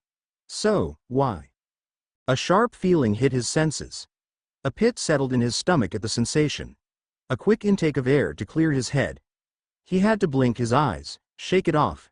Even as his body insisted on tensing up and glancing off in the direction he had felt his father and Vegeta earlier. The same direction where those two massive powers were going at it. Things were beginning to click in his head. Puzzle pieces that had been held up before him suddenly finding a place, snapping together. His father acting strange. Goten had mentioned a parental fight started by their father. And this latest fight with Vegeta started by him. And then his mother acting strange, too. The mere mention of Goku, of his dad, and she closed up, as if hiding something. Or afraid of something. And now this. A frown dropped onto his face, eyes narrowing as he swallowed something in the back of his throat. Okay. Something's wrong. What do you mean? Vidal said, still trying to hush the wailing baby. Is it Pan? Gohan shook his head at his wife's question. Of course she would think Pan. Their girl was the only one crying now. And his mind was still searching for pieces to this puzzle, trying to uncover the rest of the picture.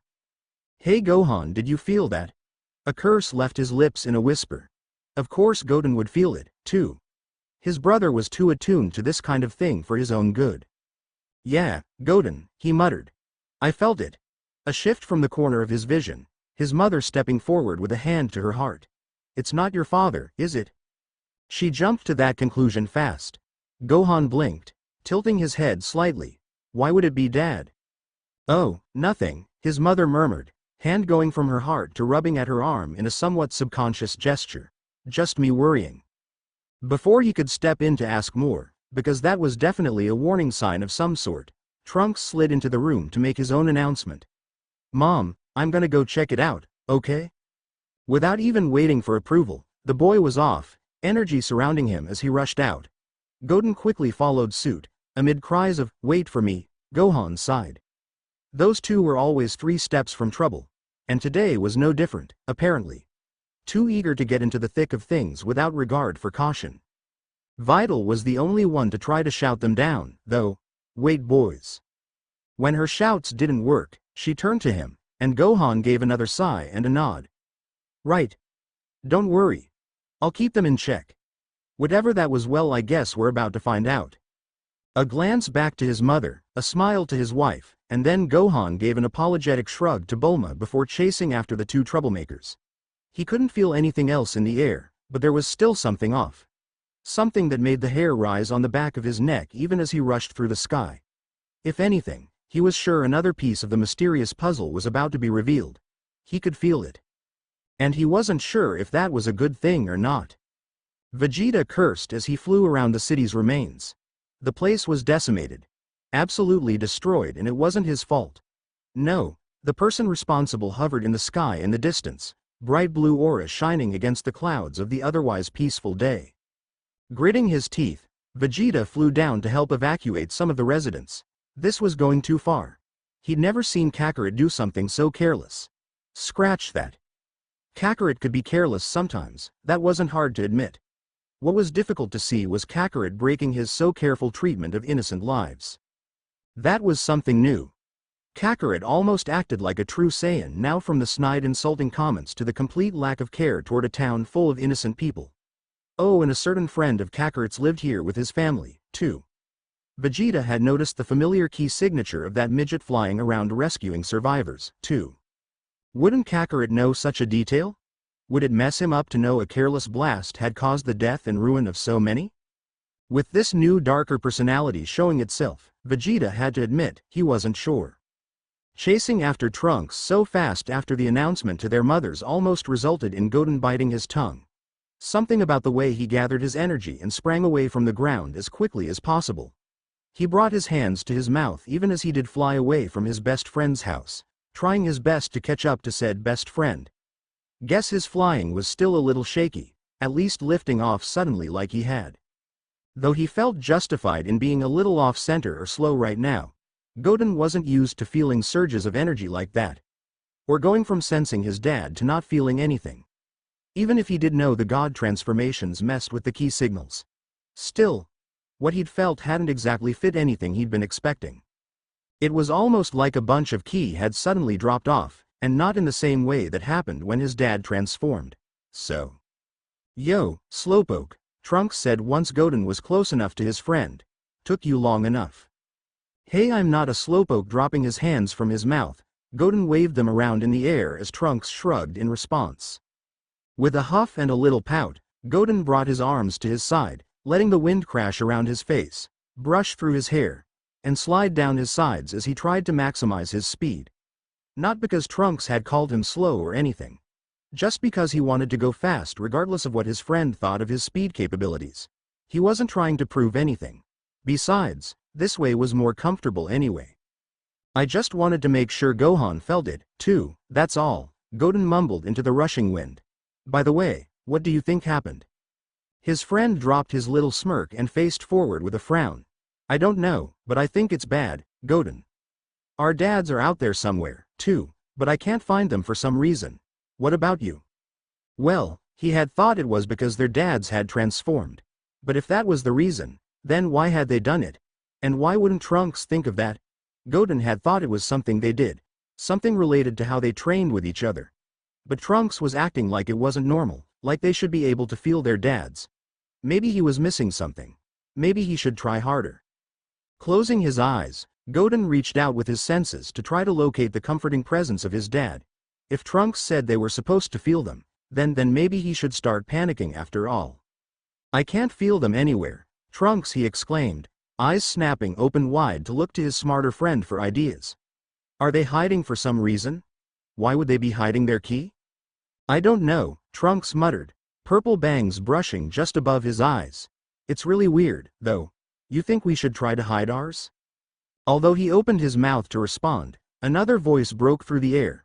From his other side, turning his head, Goten glanced back a little to see his brother hanging behind, face a mask except for the frown, which quickly made Godez well. Dark eyes met his, the glasses Gohan usually wore these days having been removed. You two do realize if you're trying to mask your energy, flying doesn't help. But, Goten muttered, how else are we supposed to find them if we can't fly?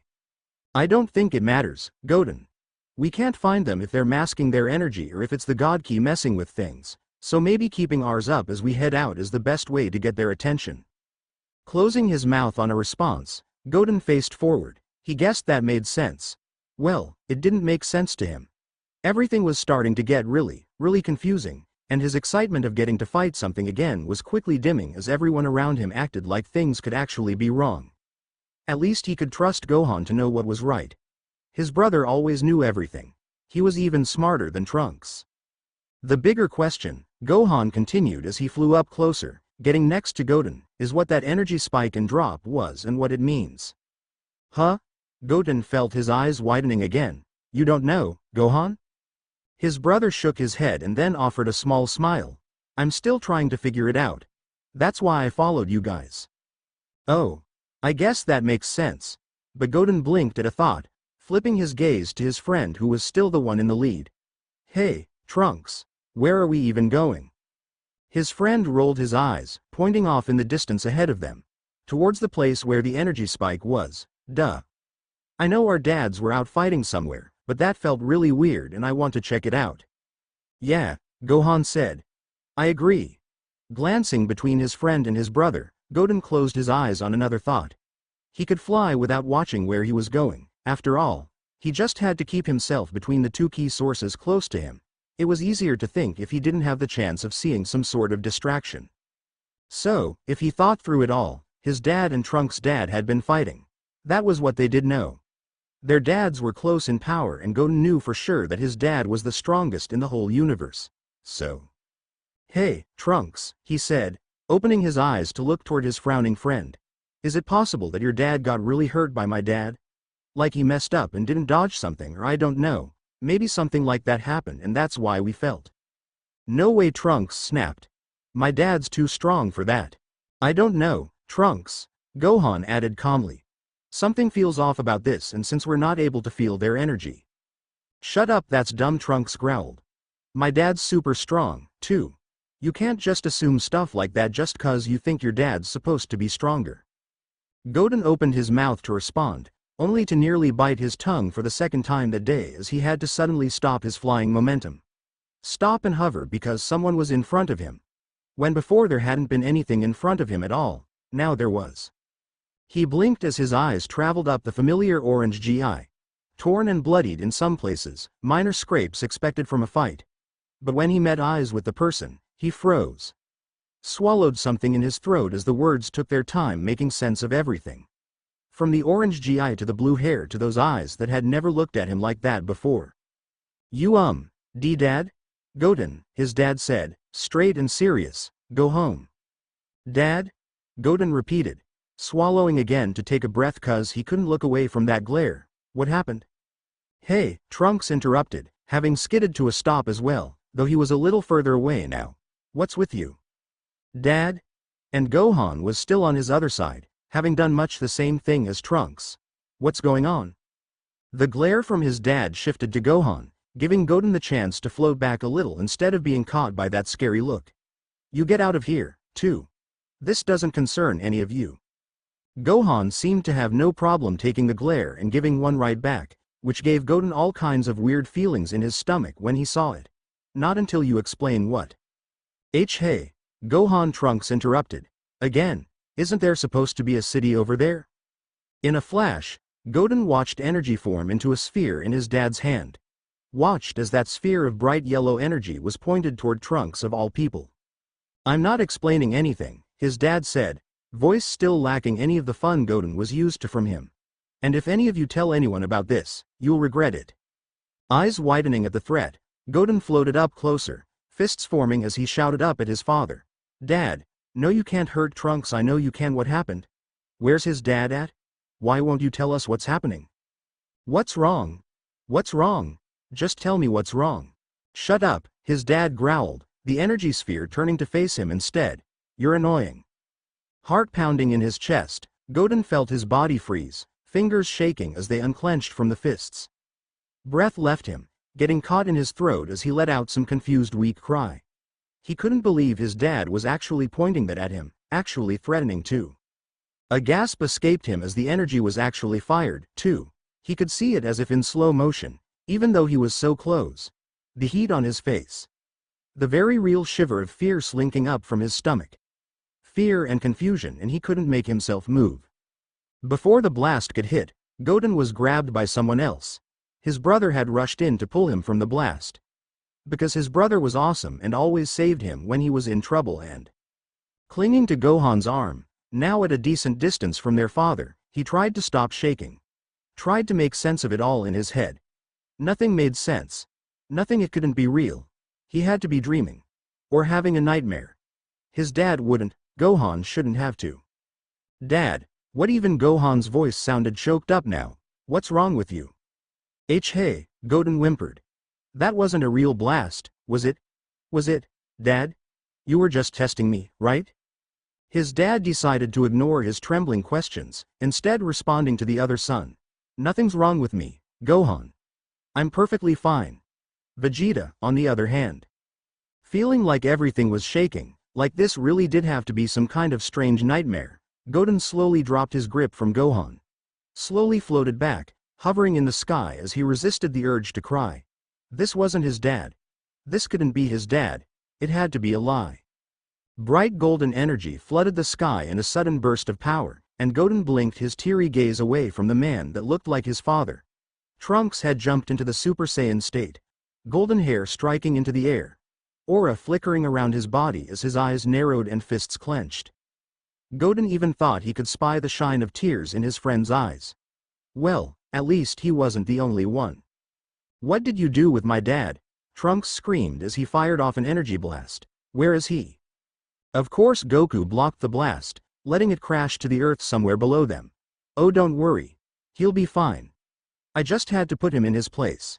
Do I need to do the same to you? Taking a gulping breath, Goten made a decision. Forcing himself into the Super Saiyan transformation, he quickly flew over to hover next to Trunks. He didn't know why Gohan was so quiet, but he wasn't going to stand by anymore. He was still desperately trying to search for an explanation, but a glance to his friend made him realize action was needed now. Talking wasn't getting them anywhere. Trunks, we can't fight him like this, but if we fuse we might be able to get some more information out of him, right? His hands were shaking. A glance to his father. A shake of the head and a glance back to Trunks. A tremor in his voice when he spoke. Besides, this has to be some sort of game we just have to play along a bit more. With a sniff, Trunks wiped at his eyes and fuse. No wait, you two, Gohan snapped, flying over to hover between them. Just go home. Goten, something's wrong with Dad. Okay. You need to go back to Mom for me. Instantly, Goten was shaking his head and glaring at his brother amid the blurry vision. No way, Gohan, I'm not gonna go home now. If there really is something wrong, then I want to help. We still have to find Trunks' dad. Well? The question came from his so-called father, who was sitting in the air, hands behind his head as if this really was some casual game. Are you two gonna fuse so we can fight or not? Goten, I'm serious, Gohan snapped, his ki flaring up. You and Trunks need to get out of here. I don't know what's wrong, but you both know fighting him isn't going to work. Trunks snapped right back, echoing Goten's thoughts. I don't care, I just want him to answer me. I want to know where my dad. As Trunks spoke, Goten glanced around the sky. The blue aura of Goku's god transformation was a little intimidating. A reminder that this was his father, but he shook the voice off. It was a lie. This wasn't happening. This couldn't be real. He didn't know what to do. He wanted to run and hide. Wanted to fight. Wanted to scream and cry. If he could fuse with Trunks, at least he would feel safe. Would feel like he was doing something useful amid all the terror. Didn't Gohan understand that? Shaking his head, Goten opened his mouth to echo out loud what Trunks had already said. But then there was another presence. Not a ki. He couldn't sense it, but lifting his gaze showed him Vegeta now hovering in the sky between them and the one Goten was supposed to call father. Get out of here, Trunks, Vegeta said, voice far too steady. You shouldn't have come out here, either, Gohan, but if you want to help, there are some survivors from the city off in that direction. I don't think I need to explain what happened. I'll handle your father for now. Huh? What happened? Why is Dad acting like this? Goten stammered, having to wipe warm tears from his eyes yet again. Hey, what did you do to him? Hey, no, his father said, speaking over him. You make it seem like I blew that place up on purpose. They just got in the way. At least Vegeta answered him and ignored this strange version of his father that Goten barely wanted to acknowledge at this point. I didn't do anything to him. Your father is just regressing to his old Saiyan roots. Huh? Gohan said as he leaned forward. What do you mean by that? For some reason Vegeta scoffed. Never mind that. Get out of here. No, wait, Goten shouted, wanting to make sure his voice was heard, even as his heart raced and his mind had trouble keeping up with everything. If we need to beat my dad back to his normal self, then I want to help. We won't back down, right, Trunks? This is just like with Boo, we won't leave you to fight him alone. Stop it, Vegeta growled. If he hurts any of you while he's like this. As Vegeta's words drifted off, Gohan jumped in once again, even going so far as to snatch Goten's hand. Yeah, okay, Goten, we need to leave. Trunks, too. Trunks was already shaking his head when Goten looked at him. I'm not going anywhere, and neither is Goten, right? We're staying this time whether you like it or not. Yeah, Goten exclaimed, narrowing his eyes as he looked up at his brother. All because you're scared to fight him doesn't mean I am. The grip on his hand loosened considerably and Goten took the opportunity to flare his ki and break away entirely. He didn't really care for the shock he'd seen on Gohan's face. Scared to fight their dad. Of course he was scared. Who wouldn't be? But Gohan shouldn't be trying to run away. Their dad needed help. Something was wrong. They had to fight. Maybe it would help, or maybe this is what his dad was really like after all. Vegeta had said something about Saiyan roots, so. Well, either way, Goten had made up his mind. As he was, Goku was not the dad he had grown to love anymore, he was someone else. And Gotenks was going to show him that Goten knew how to be serious, that he wasn't weak, and that even if this was a game, it had gone too far. A nod to Trunks. A memorized set of movements. A chant he would never forget. And then everything became a blur. An odd feeling of fuzziness as he sort of disappeared and a new person was formed. A strange sense of still being but not existing. But then there was a harsh flash of pain followed by nothing. Nothing at all. Kakarot. Your harpy wife isn't going to like hearing what happened here. Huh? Vegeta? Awareness returned as Goku blinked, glancing around to note his position and those around him. Vegeta hovered in the air across from him, transformed and slightly wounded and battle-weary. A glance down, lifting his arms, revealed he was in a similar state. Not too worrisome. He lost himself when fighting sometimes, but it wasn't just Vegeta here. Gohan was hovering nearby as well, and the look on his face made Goku flinch. He opened his mouth. He wanted to question, curious what had happened. The last thing he could remember was being at Bulma's house, having come over with Chi-Chi to visit because the headache was his reminder. A hiss of pain as the pounding in his head nearly exploded. He tried to shake it off, hands digging in his hair, but if your wife had any say, right, Kakarot, typical third-class weakling woman, I guess. When he heard the words this time, his world had shifted again. Hands still on his head. Shaking. What was going on? Why couldn't he focus? And why did Vegeta keep insulting Chi-Chi? She's not, he murmured.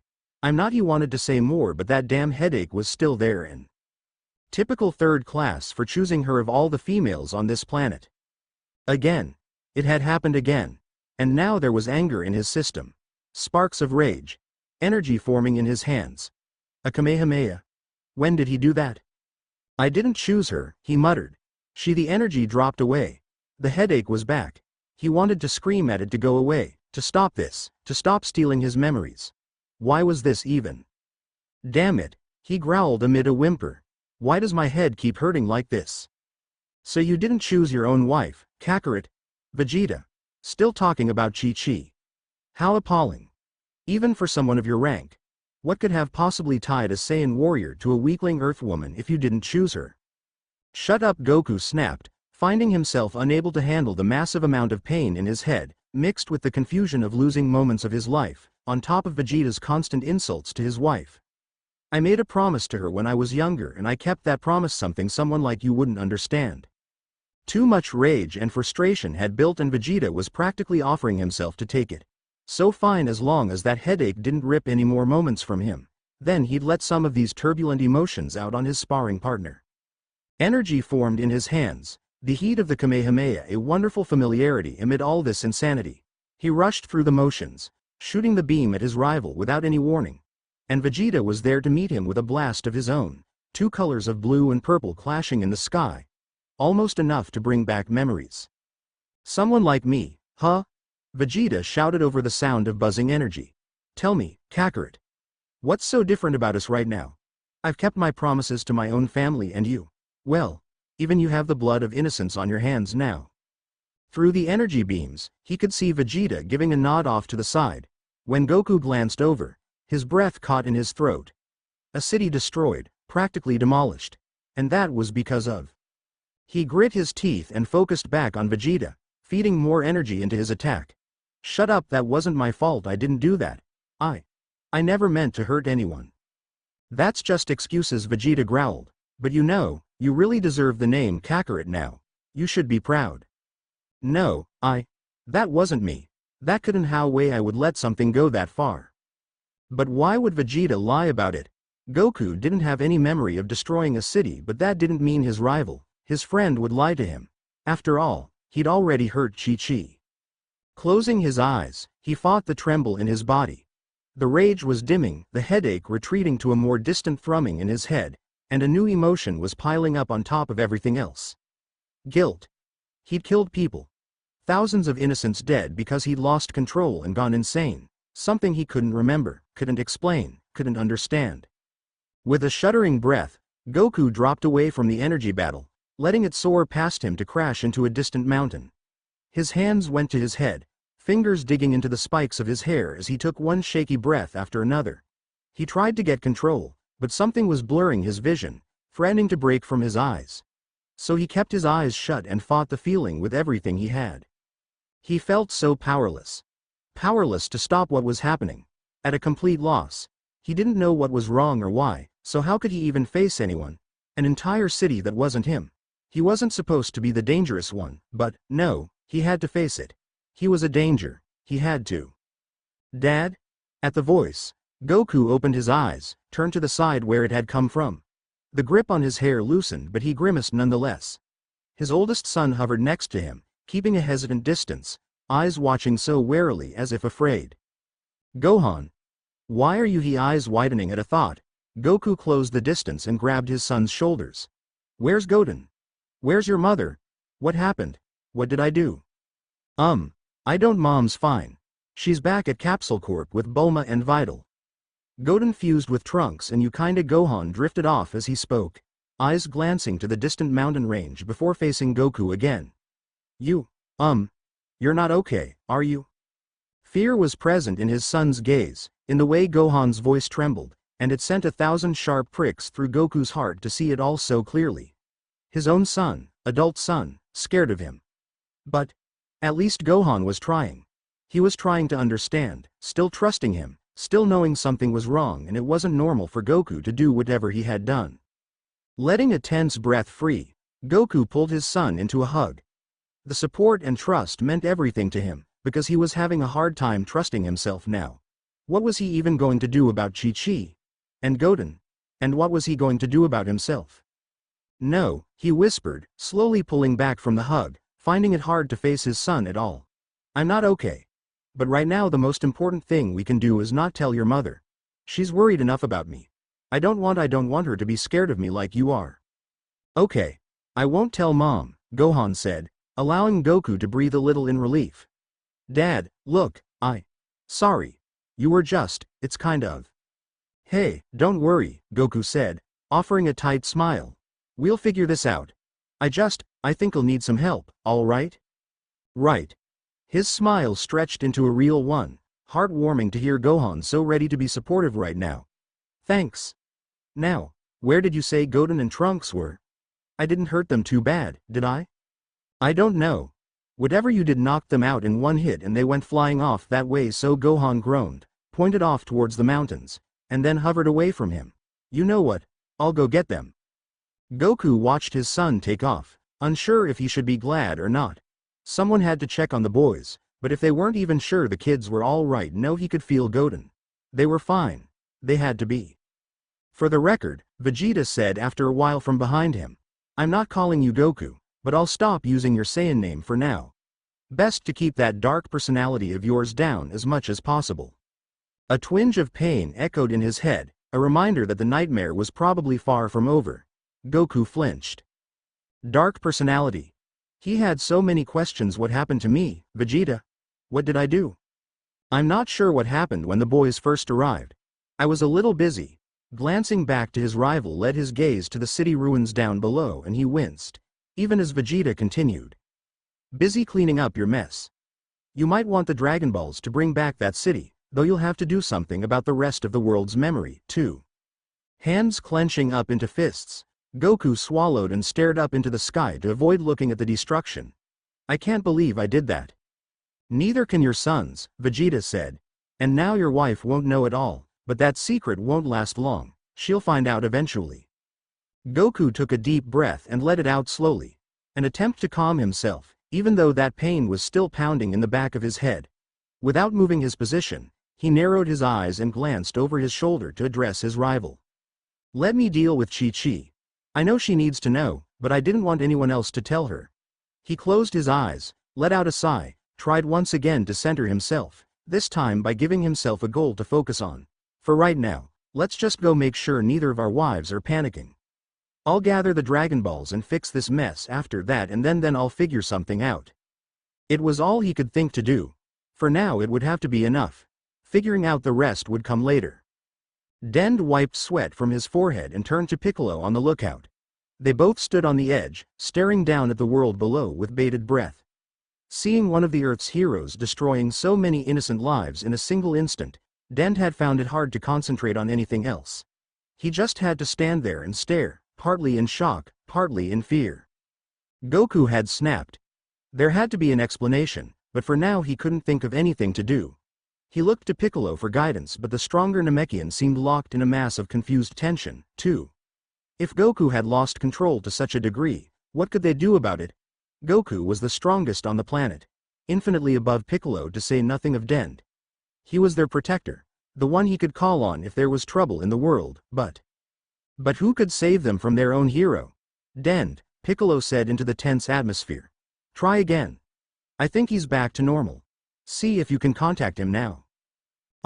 Dend licked his lips and shut his eyes, gripping his walking staff in two tight hands. Right. Let me see what I can do. Taking a deep breath to center himself, Dend sent his consciousness out into the world. A neat little mind trick he had picked up from being guardian of the Earth. He could feel everyone on the planet in this state, could talk to anyone if they listened. He could feel the energy of a small butterfly floating on the wind right in front of him. With a tight smile, he sent a suggestion to the little creature. It would end up crashing into Piccolo's turbulent key if it kept going on its route, so Dend gently guided the butterfly to have it float off in a different direction, thereby saving it from an early grave. Next, he reached out to the planet and the people. His senses screamed as if on fire, his heart aching for the senseless death of an entire city gone in an instant. It hurt to feel so much pain from people he was supposed to protect, from the survivors who had witnessed a nightmare. But then he found a familiar key of warmth and goodness and he breathed lighter in relief. Goku was back to normal. Touching his mind for a moment should be easy now. Goku. Oh, Dend, is that you? Yeah, it's me, Goku. What happened? He could practically feel the Saiyan flinch. You saw that, huh? Sorry, Dend. I wish I knew. Vegeta says it's like my darker Saiyan personality or something. I don't really get it, but I have had this awful headache ever since Beerus surprised me and... You hit your head? Oh yeah, you think that matters? But if you want, I could try healing you? Oh yeah, that would be great, Dend. I bet that would fix everything. Dend couldn't help but smile. Well, come on up and I'll give it a shot. Right. Thanks, Dend. Before he could say more, the key signal he had been focused on suddenly changed positions. He knew without opening his eyes that Goku had used his instant transmission to jump up to the lookout as fast as possible. Still, when he did open his eyes and turn around, he wasn't prepared for the sight of the Earth's mightiest hero. Goku stood a few steps away from him, 2 fingers to his forehead, frown on his face. His GI was torn and bloodied, one of the shoulders completely ripped to reveal the weighted blue shirt underneath. Shortly after he appeared, Goku slumped and sat down, crossing his legs and setting his hands on his knees. Oh man, Goku groaned. I must have used more energy in that fight than I thought. Piccolo turned and snapped almost instantly. Considering what you did, I wouldn't be surprised. Goku winced. Yeah, I guess.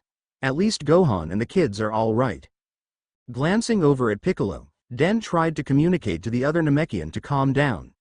Piccolo clenched his hands into fists and turned around, but no more words spilled from him thankfully. He knew Piccolo could get a little upset and tense whenever it came to Gohan, so he probably hated seeing the young man freaked out on any level for any reason.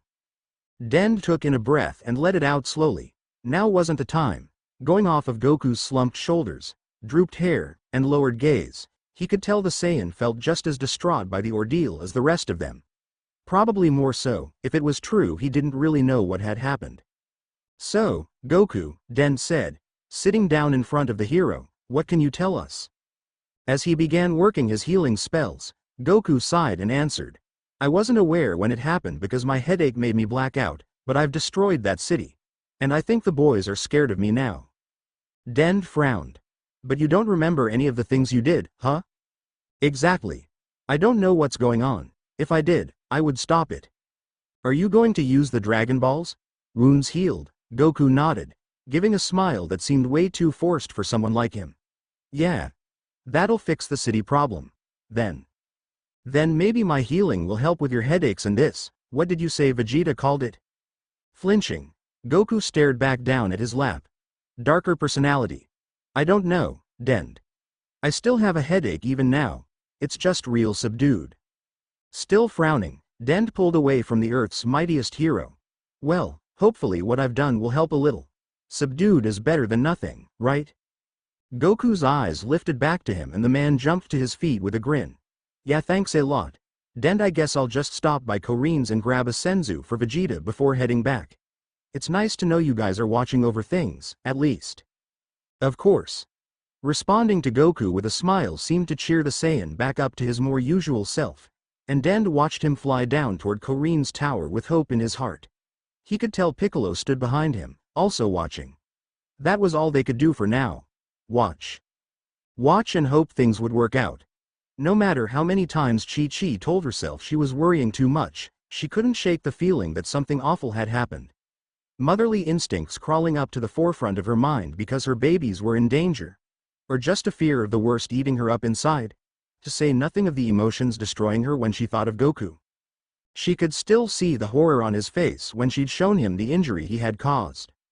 Small or not, he'd done it unknowingly. That much she was certain of without any doubt. This headache problem had intensified into a bigger issue, too. The way he had acted around Bulma and Vegeta, asking the most awful of questions, egging Vegeta into a fight. His sparring and friendly bickering with Vegeta was normal enough, but the way it happened this time left Chi-Chi shaking even as she made an effort to stay calm. Something was wrong with her husband. Very wrong. He had said things felt off. His memory was clearly falling apart, or he was blacking out entirely, losing moments. Chi-Chi frowned as she sat at a table in Bulma's kitchen, ignoring the looks from the blue-haired woman, hardly paying attention to Vidal and Pan. Her granddaughter was in the room and yet all Chi-Chi could do was sit and fret about what might be going on elsewhere. Fret about how her precious time with Goku might be shortened even more for an entirely new reason. At least, that was all she could do until a new visitor practically broke the door down. Hearing the noise, all three women shared a couple glances and then raced down the hallway to the front door. Fear and worry for her boys fled her mind as Chi-Chi rolled her sleeves up and prepared to take on this unknown attacker. She was the best one for defense with Bulma pregnant and Vidal carrying a baby, so she had to focus her mind and step up, no matter how much her heart ached right now. Reaching the entryway and fallen front door, Chi-Chi froze in her steps. That was no random attacker, it was Krillin. And he was holding a young Marin on his back. Everything raced back into Chi-Chi's mind at the sight of the bruised and bloodied state of the old family friend. It felt like the rug had been ripped out from under her feet. Bulma, Krillin said as he stepped up to the blue-haired woman, "I need your help." "What? My help?" Bulma exclaimed. "Krillin, what happened out there?" Krillin shook his head, short black hair barely waving at the motion. "I don't know. I really have no clue, but you're the only one who can help 18. "Help who? 18? Of all people, what is going on? What happened out there, Goku?" Shaking her head to focus her thoughts, Chi-Chi decided to let her motherly instincts take control. Not to worry about her boys. She had to believe that they could handle themselves for now. Instead, she should be more attentive to the poor child right in front of her. If Krillin needed to rush out to help his wife, then someone needed to watch the precious little girl, who looked to be passed out on her father's back right now. "Where is she? She's not hurt somewhere, is she?" Chi-Chi asked as she moved to pick up the blonde-haired girl. "If that's the case, I'll take Marin for you and you two head out right now." "Right. Thanks, Chi-Chi," Krillin said as he handed the sleeping girl off to her. Though Marin was 8 or 9 now, Chi-Chi could still hold the young girl in her arms with her asleep like this. 18 says she's all right, but she's having trouble moving and she says it's connected to the cybernetic part of her. At least she's awake, though. She's looking after all the other people from the city. Vegeta helped us find any survivors but he wouldn't expla. "What do you mean, survivors?" Vidal interrupted. "What happened out there? Did you see Gohan?" Gohan. Chi-Chi shook her head again. No, she couldn't worry, she needed to put her attention elsewhere. Gohan was a grown man now. An adult. He could handle himself. "Oh, but no, I didn't see him," Krillin said after a moment of confused silence. "And like I said, I don't know what happened and Vegeta wouldn't explain anything. But, the city's it's gone. It's been completely wiped out save for a few that we managed to save. 18 got hurt protecting Marin, but I'm sure Bulma can help." Bulma nodded. "You know I will. We can bring her over here and I'll take a look and figure out what needs to be done. I'm sure I still have those blueprints." Although Bulma was quick to respond, Chi-Chi found her breath caught in her throat. Hard to breathe. Pain in her chest. A deep ache of fear and worry and thoughts running at 1,000,000 miles an hour. "The city's gone," she whispered through dry lips. "Who could have? What about Gohan and Goten? If Vegeta was there, why wasn't Goku? He should have it too, if Vegeta was there." Her granddaughter hiccuped in the midst of all the questions. A hiccup amid cries. The wailing had stopped but Pan was slow to calm completely, even as Vidal rocked her lightly in her arms. Chi-Chi sent a worried glance to the baby before focusing back on Krillin as they waited for an answer. "Krillin," Vidal said into the simmering silence, "none of this seems right. What's going on?" The short man looked between them both with a raised eyebrow, lifting his hands helplessly. "I don't know. I just know what I saw. Look, it's all right. For all we know, the others are fighting off whatever destroyed that city, or maybe they're there helping as well and I only saw Vegeta. We don't know for sure. Before anyone could press for more, Bulma walked over to a nearby dresser, pulled out a container of capsules, and selected one as she turned to Krillin. Well, no use standing around talking about it. Come on, Krillin. Your wife needs our help, doesn't she? Yeah, Krillin nodded. The two rushed out of the house then, leaving Chi-Chi to hold Marin with even more questions than she had originally. A sick feeling was settling into her stomach. A deep worry turning her insides. Oh, Gohan, Vidal murmured. Please be safe. Glancing to her daughter-in-law, Chi-Chi frowned and then moved her gaze to the nearest window. I really wish I knew how to sense everyone like they do. A murmured affirmative from Vidal, and Chi-Chi sighed. She didn't necessarily want to train with them or anything. Fighting wasn't really a passion for her the way it was for Goku, after all. But sometimes she did wish to know their little tricks. Would it help her fears to be able to feel the ki of her boys, or would it only aggravate her worries? Shifting Marin in her arms, Chi-Chi walked down the hall to find a nice quiet room to lay the sleeping girl. A fleeting thought crossed her mind as she brushed back the soft blonde bangs from the child's forehead.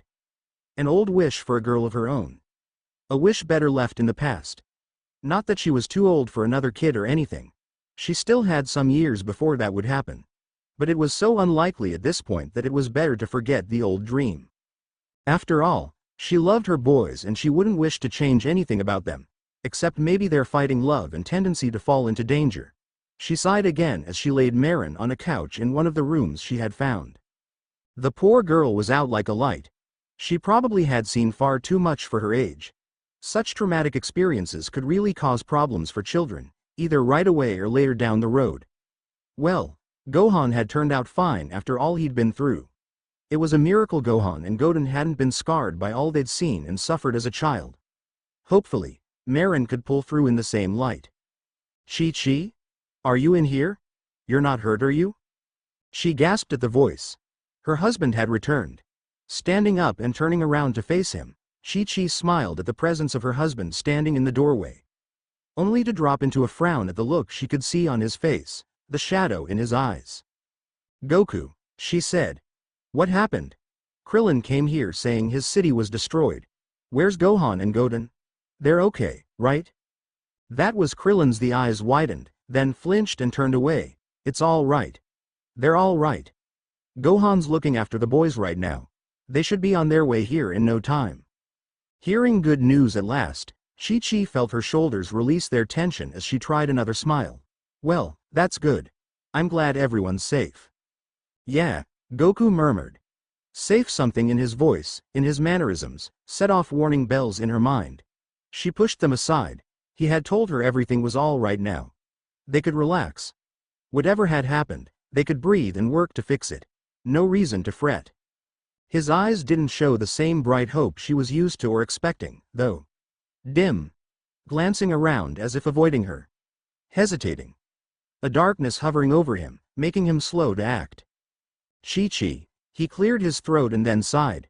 Chi-Chi, I need to tell you something, but I don't want you to be scared. Her smile dropped. Why would I be scared? Goku, sweetheart, what really happened out there?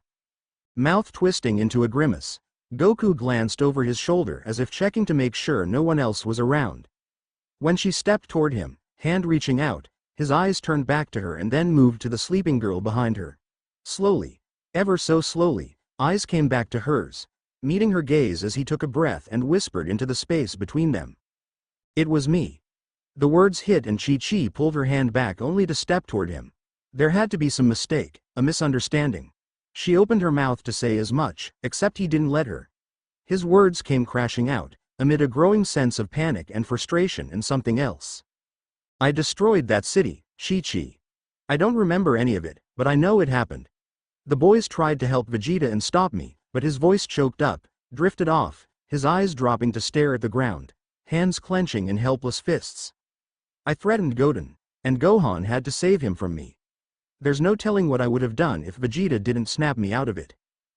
Finally she managed to interrupt, to get his eyes on her again, but everything felt trapped in her throat. Goku, why would you do all that? Kai, I don't know. I really don't know, Goku breathed, looking torn when she took a step back, his next words sounding rushed. "There's something wrong with me, but don't worry. I can fix all of this." "You threatened Godin," she whispered, letting the information sink in before continuing. "Fix it? How?" "I don't know," he admitted. "But I will. I promise, Chi-Chi. I won't hurt anybody else, especially not our family." Goku, I want to believe you. I want to believe it'll all be okay, but..." A tremor in her voice made it impossible to continue, and Chi-Chi glanced back, trying to look away from him. To process the fact that he had actually threatened his own son. Hurting her, almost hurting Godin. It wasn't just a memory problem, was it? Then what was the issue? How did they fix anything if they didn't know why it was happening?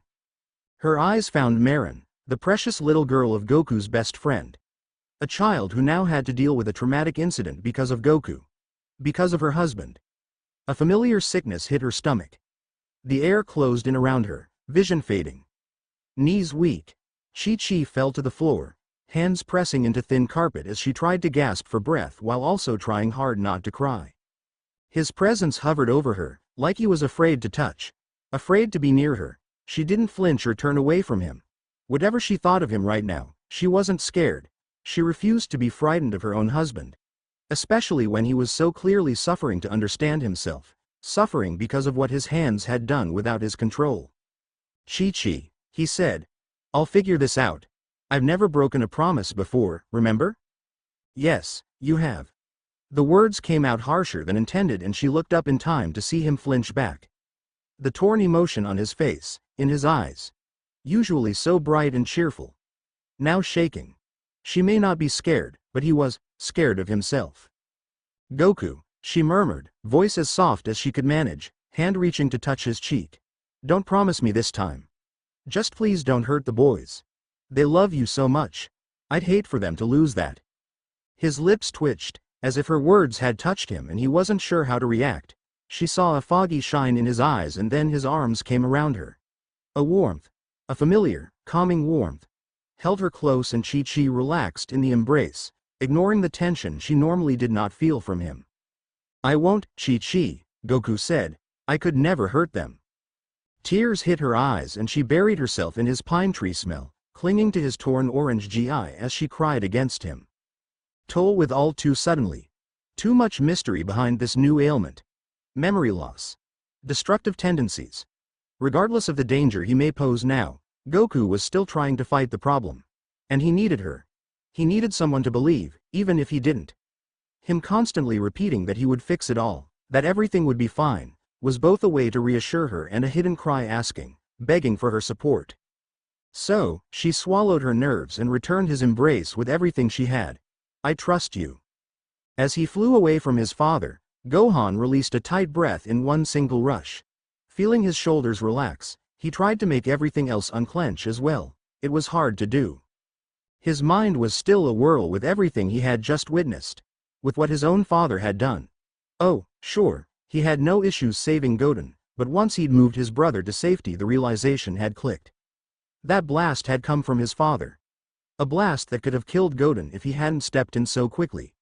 Thankfully, he had those fast reflexes, especially when it came to protecting his little brother. On top of all that, those things Goku had said things that didn't sound like him at all. Vegeta had said something about his father regressing to his Saiyan roots, and while Gohan could believe that, he didn't want to believe it, regardless of the evidence in front of his face. The odd mannerisms of his mother. Godin's comment the other day about Dad starting a fight. Bulma claiming Goku had been the one to push Vegeta into a fight today. And then there was the city, but watching his father fight Vegeta, he'd noticed something. With Vegeta constantly bringing up Chi-Chi and the third-class insult, Goku's reactions had switched. Sometimes it was a subtle change. Sometimes it was a stark difference. Gohan couldn't explain it. Watching his dad snap back and forth like that, like watching two people having a tug-of-war of control. His thoughts drifted on until he felt a familiar splash of energy, a reminder of his current goal out here in the first place. He needed to check on Godin and Trunks. And that was Godin's energy. Smiling to himself, Gohan floated down to where the boys were sitting in the rubble of a mountain crag. Rocks and dust littered in their hair and clothes. A few scratches on their skin from the harsh landing, but otherwise they seemed fine. A little shaken maybe, but so was he. "Hey, guys," he said, landing close to the two of them. "You both look like you're okay. Rough landing." Purple eyes rolled as Trunks muttered, "Yeah, you could say that." At least Goten was more enthusiastic, grinning wide as he looked up from his seated position. "Hey, Gohan, do you know what happened?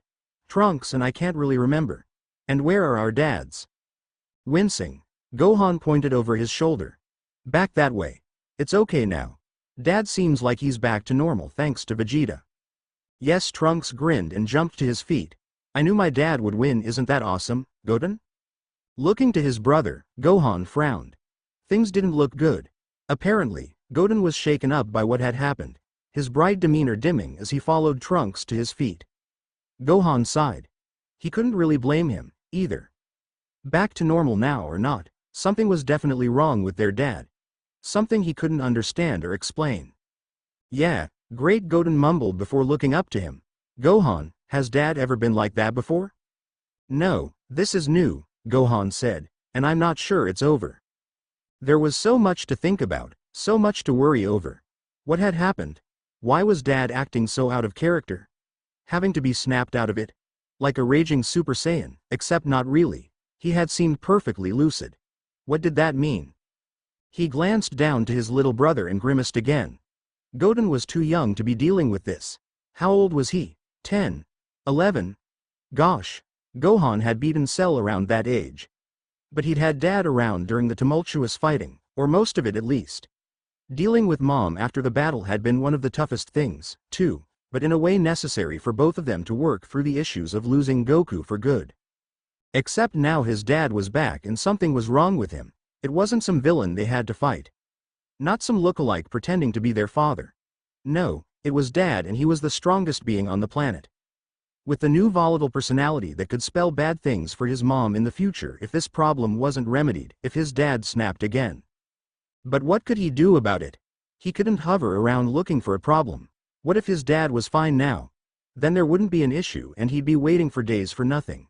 Days he didn't have time to waste. His wife and daughter needed him, too. Biting his lip, Gohan knelt down in front of his brother, setting hands on Goten's shoulders. "I need you to watch over Mom for me, okay?" Wide, dark eyes lifted to face him. Even if he snaps again, I don't think Dad will do anything to her," he reassured quickly. It was because of Vegeta constantly bringing her up that he came back to normal. "But, just watch them closely for me over the next couple days, okay?" Tears shined in Goten's eyes even as he gave a shaky nod and reached up to push at the forming tears with the flat bottom of his palm. Gohan's heart wrenched a little to see the emotion from his normally happy and upbeat little brother. He almost took back his request, took back the weighty responsibility. Almost. He really was gonna blast me, wasn't he? Goten sniffed. All of that was real, wasn't it? "Yeah," Gohan whispered. "Yeah, I think so." Taking a breath, he pulled his brother into a hug. Squeezing tightly and then releasing to rub his back. Much like he had when he was still living at home, when Goten was younger. All those times he'd had to comfort him because Mom wasn't available and Dad wasn't there at all to fill in the gap like he'd been for Gohan at those younger ages. "Look," he said. "We have to be strong. Both of us. For Mom. We'll figure out what's wrong and do whatever we need to do to fix it. This isn't Dad. Remember that." His little brother hugged back fiercely. "I'm scared, Gohan. I can't fight Dad alone. He's too strong." I know, I'm not expecting you to fight him," Gohan said, taking a breath before continuing. "Just keep an eye out. I don't think he'd do anything to Mom even if he's like that, and he shouldn't do anything to us either. Just listen to him if he does snap again and come get me as soon as you can, okay?" "Yeah, okay." Goten nodded as he pulled away from the hug, wiping his eyes free of the tears. "I'll do my best, Gohan." With a smile, Gohan nodded and then got to his feet, glancing over at Trunks. The other boy had stood there watching them in polite silence, and when he met his gaze now, the lilac eyes turned away. Groaning, Gohan rubbed at the back of his head. He was too busy dealing with his own conflicted emotions. He'd done his best to reassure Goten without giving false hope, but what was Trunks thinking about the whole ordeal? Trunks had the power to influence Goten in ways Gohan couldn't. "Hey, Trunks," Goten said, turning to his friend as if on cue. "I bet you want to see your dad, don't you?" Yeah, hovering above the ground, Trunks pointed back toward West City. Let's go and see if we can meet up with them before they get home. Goten nodded, lifting into the sky as well, sending a quick glance to his brother. I'll only go if Gohan comes. I don't want to run into my dad alone. Of everything Goten had done and said so far, that one hit Gohan the hardest. His brother didn't feel safe around their own father anymore. The knowledge made him freeze in place for a moment, shaking his head before joining the boys in the air. They took off in silence, leaving each other to their own thoughts as the wind rushed through their hair and the smell of sulfur and ash slowly dropped away from their senses. And when Gohan searched his own feelings on the matter, he realized he had a bitter pill to swallow. He didn't trust his dad, either. Now that Pan had calmed down, Vidal smiled down at her wide-eyed but quiet daughter. The girl was usually so well-behaved. The sudden outburst had come as quite a shock. Not to mention the strange power the others had sensed. Gohan and the boys running off at the first sign of trouble. Krillin showing up later with Marin unconscious or asleep, no doubt shaken by whatever she had witnessed, and then he'd gone rushing out with Bulma. Goku and Vegeta had come in even later, wounded from some fight but otherwise fine, nothing to worry about too much, though they did hold very little information about the others. Goku had gone off to Chi-Chi almost instantly, seeming worried about something, barely giving her any thought as he ran off to his wife. Vegeta, on the other hand, had found a wall to lean against. They met eyes once or twice, but the silence between them was certainly deafening in its own right. A silence that made her glad to have Pan still making some noise, even if it was only baby babbling.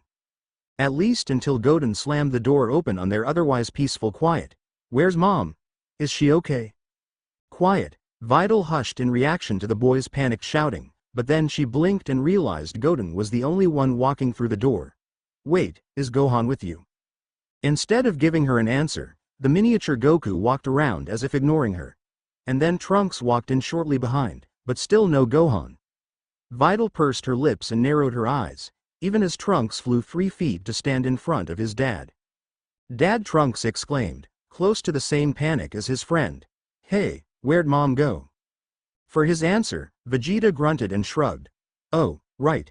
They had come in after Krillin, so none of them would know where Bulma was, but before Vidal could barely open her mouth to give them the information they were desiring, Gohan showed up, a hand on her shoulder as he smirked at her. Hey, Gohan said, his voice much calmer than the little boy's. You weren't worried, were you? At first, Vidal smiled back, but then narrowed her eyes and spat back at his too calm demeanor.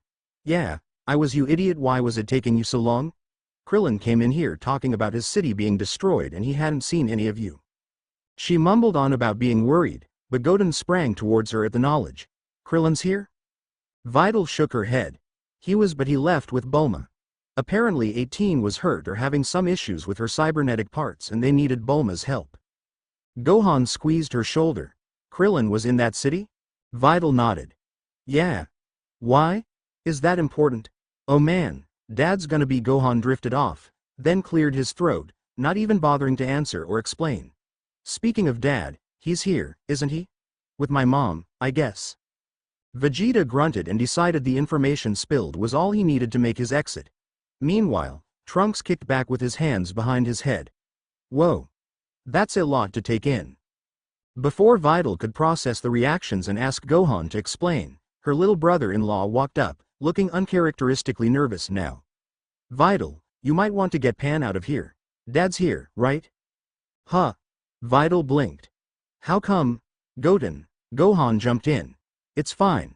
Why don't you go check on Mom for me? Goten pouted up at him, tiny child eyes glancing at the baby in the room. But Gohan shook his head, then turned attention to Vidal, his hand never leaving her shoulder. Vidal, I'll explain later, but it might actually be best to just go home at this point.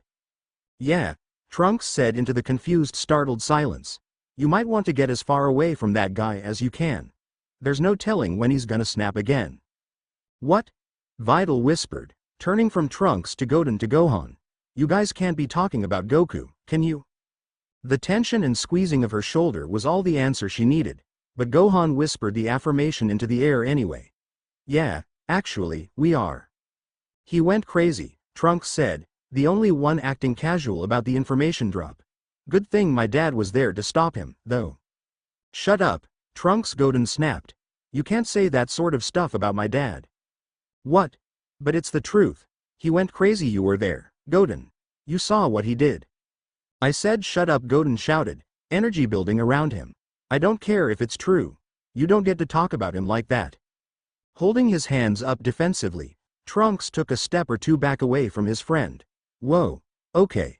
Chill. Sorry. Bouncing her eyes between the boys, Vital glanced up to her tense husband with a frown, still looking for answers. What's going on? What am I missing? Instead of answering like she wanted, Gohan sighed and focused on his brother, which she supposed was fair. Goten, this isn't going to help.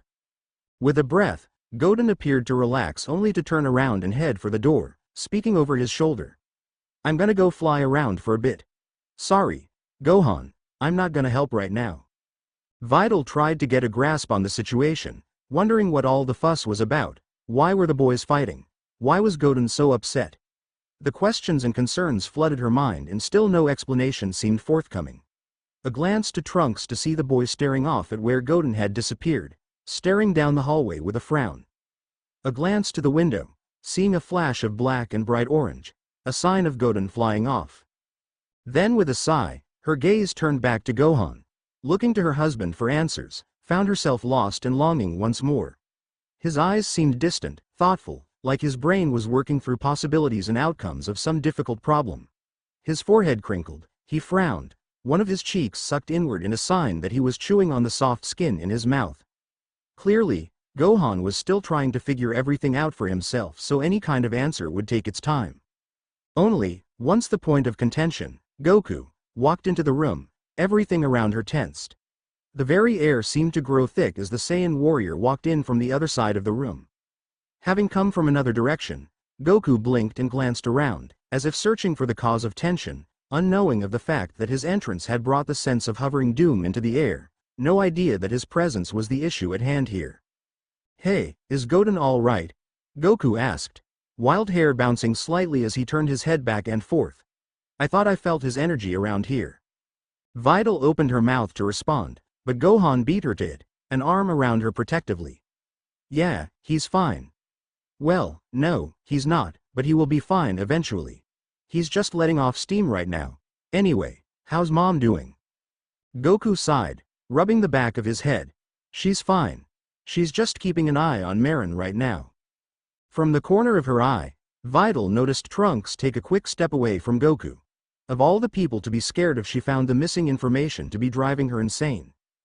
Goku was their sweet protector, the somewhat silly father of Gohan to complete his strange little country alien family. Whereas Vegeta and Piccolo created an atmosphere that made it understandable if a child wanted to back away, Goku was the opposite.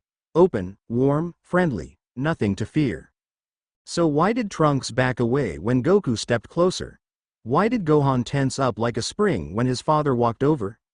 Goku was all smiles as he leaned down to get a good look at the quiet but observant baby in Vital's arms. Well, of course he would smile at his granddaughter. What was everyone worried for? How is Pan doing? Goku asked into the thickness. It's been a while since I've gotten to see her. Vital blinked and tried to smile back like everything was normal, since she still had no real reason to believe otherwise except for the strange reactions of those around her. Oh, she's fine. What about you? She kept an eye on him, observing every little twitch in his shoulders, in his smile.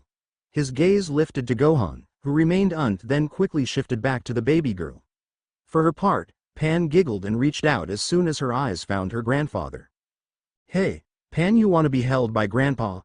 A quick look to Vital as if to ask permission, and a nod allowing him to take her baby girl out of her arms, much to the delight of both the grandfather and granddaughter in question. Look at you, you're gonna be super strong one day, aren't ya?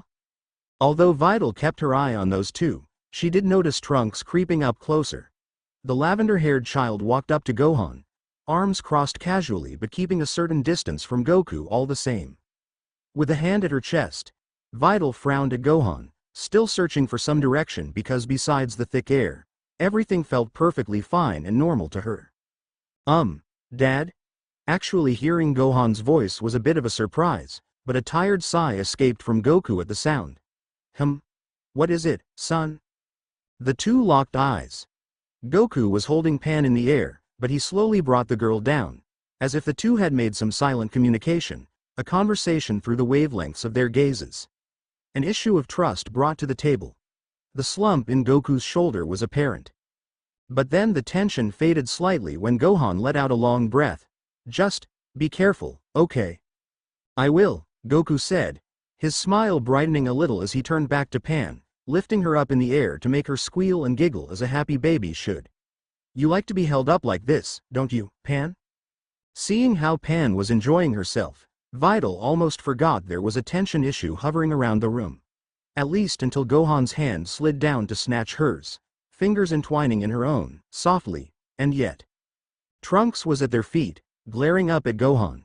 Really, Gohan? You're going to trust him with your baby?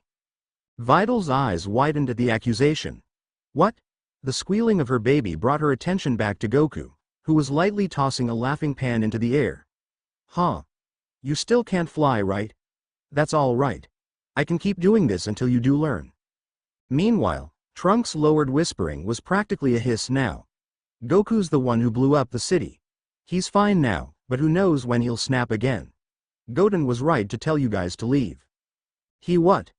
Vidal exclaimed, feeling like ice had been dropped down the back of her shirt. Shaking her head, she pulled away from Gohan and walked up to Goku, setting her hands on her hips. Goku, could I have my child back please? I don't want you tossing her like that. A darkness flashed across the Saiyan's eyes, sending a chill down Vidal's spine for sure. Although Goku did stop tossing Pan, he didn't hand her over. Instead, the man seemed determined to hold his ground, an action that both confused and shook Vidal to her core. What? Why? Goku asked. She likes it. Keeping her stance, swallowing her sudden fear, Vidal glared up at him. Because I don't want you to. She's having fun. It's no big deal. Goku's eyes rolled and a strange smile settled on his face as he looked at Pan. Isn't that right? Behind her, Vidal could hear the murmurs of Trunks and Gohan. A discussion or argument centered around trusting Goku. Of all people, Goku. Yet she could see why now. Something was definitely not right here and Gohan hadn't denied a single accusation from Trunks. Which meant the thing about the city was true. For whatever reason. Somehow. Either way, whatever excuse, she couldn't trust Goku right now. Not with her baby girl. Taking a breath, she calmly changed her tactic and offered a tired sigh instead of a glare. Goku, can I please have Pan back? It's about time for her to be fed. At the lighter tone, Goku seemed to freeze and blink several times before looking around the area, eyes finally landing on her. Oh, yeah, sure thing. Receiving Pan back into her arms released a lot of pent-up tension in her body, as well as seeing that brighter look in Goku's eyes. Confused or not, that innocent spark was something she was used to seeing in all of the Sun Boys. Something that felt right. Whatever oddity had surfaced was gone now, and when Vidal turned back to Gohan, she couldn't help the smug smirk. At least she knew she could handle things when the tension got too high. Gohan, on the other hand, still looked like a spring wired up about to snap or like a deer caught in the headlights on a dark road. Though, to be fair, he'd probably seen more than she had in order to cause such a severe reaction. Vidal was pretty certain at this point that she'd rather not hear the details, either. Not just yet anyway. Let her stay in the dark for a little while longer. If anything, she was now sure that Gohan was keeping her out of the information loop for a reason, and he'd explain when he figured it all out for himself. She could trust in him to make the right call. Goku wasn't used to sitting around waiting, wasn't used to being so uncertain about everything either. Wasn't used to the silence, the awkward tension, among his own family of all things. The relationship between him and his oldest son was fragile at best now, and who knew how the youngest felt after everything that had happened. Frankly, Goku didn't know what to do. He was tired and worn and feeling so out of his depth. Was someone else controlling him? Was he snapping into rage and forgetting the path of destruction he left behind? By all accounts, it didn't make sense. He had perfect control of his Super Saiyan states. Perfect control of his transformations. Even back when it first unlocked, he'd stayed away to make sure something like this didn't happen. So why now? A bump to the head. A pounding headache that tormented him at every hour. What did it mean? Why was it happening, and how did he stop it? Goku wasn't the only one wanting to know such answers, either. He could feel Gohan's eyes on him from across the room. He lifted his gaze from the sofa he had found since they had moved into one of the larger open rooms. He met the eyes of his son and smiled, saw the dark eyes staring back at him widen and then quickly turn away. He watched as Gohan wrapped his arms around Vidal and Pan in a protective blanket. A statement. A reaction.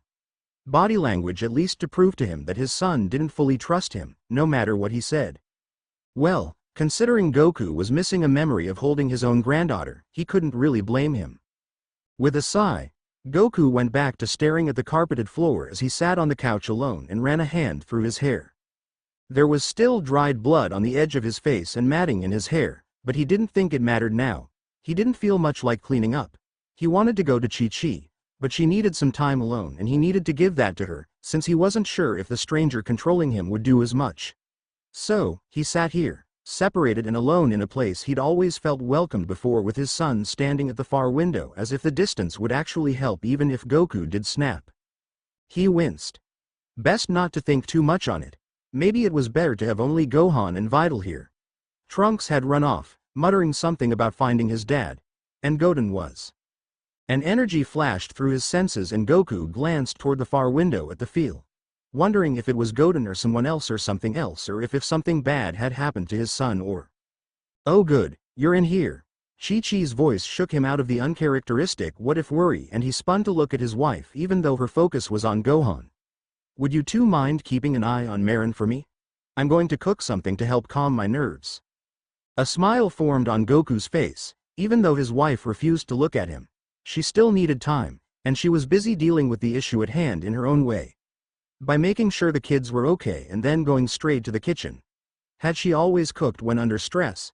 He couldn't remember. "Why yeah," Gohan murmured. "Yeah, we'll watch her."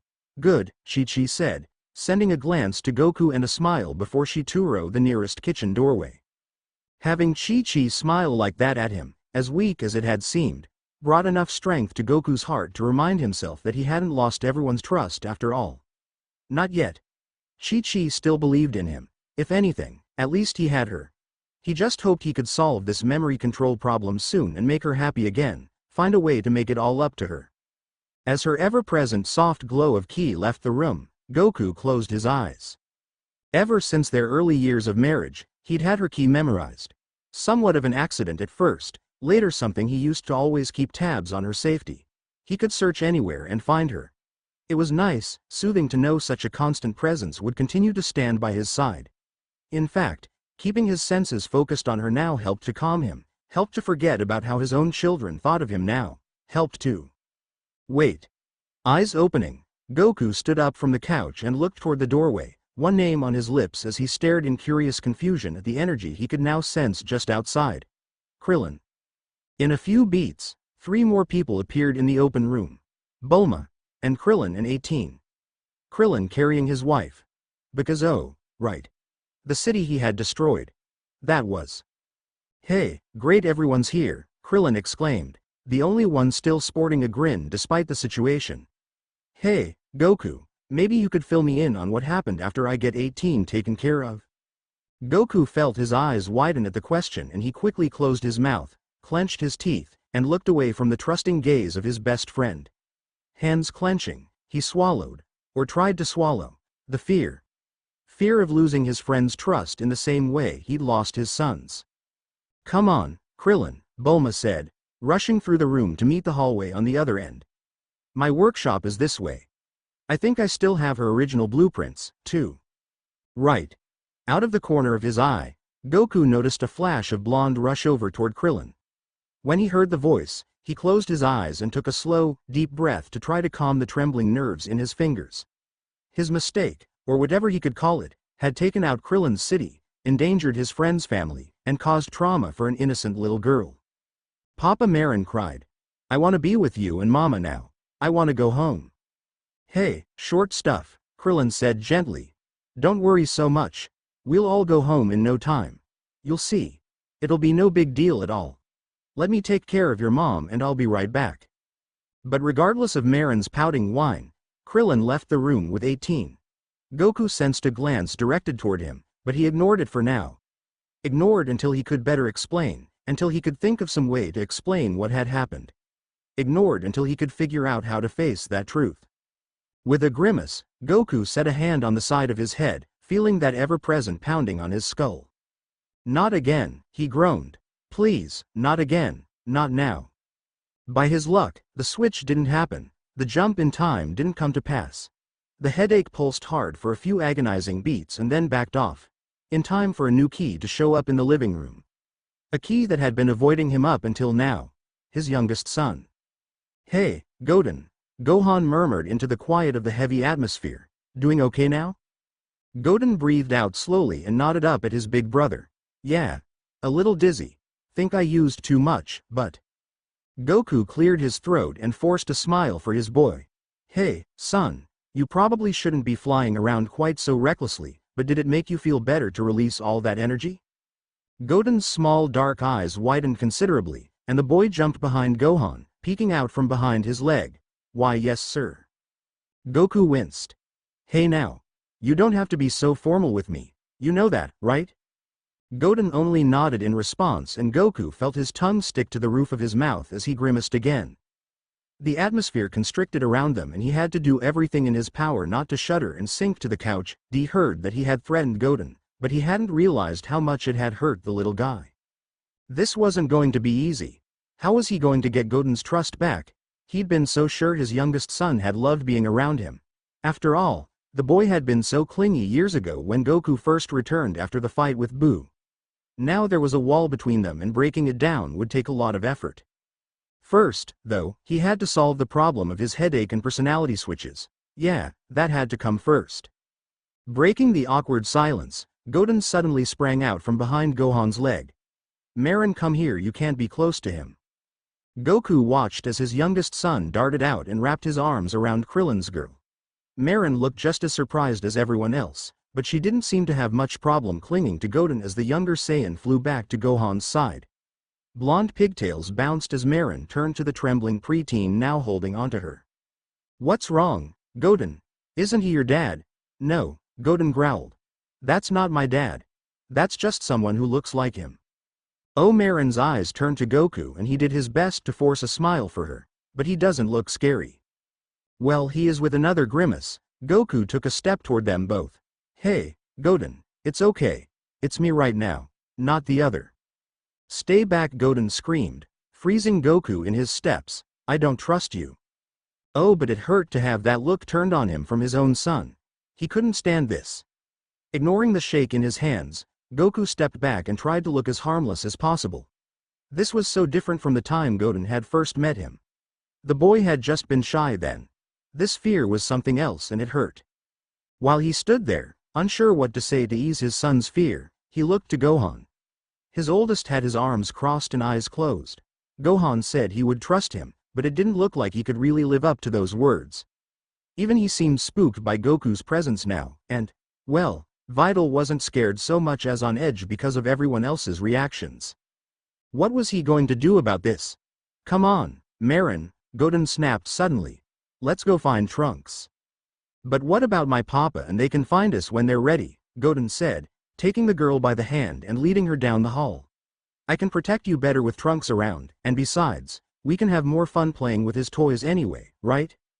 As Marin was led away, a smile on her face at last, Goku flopped back on the couch and sighed.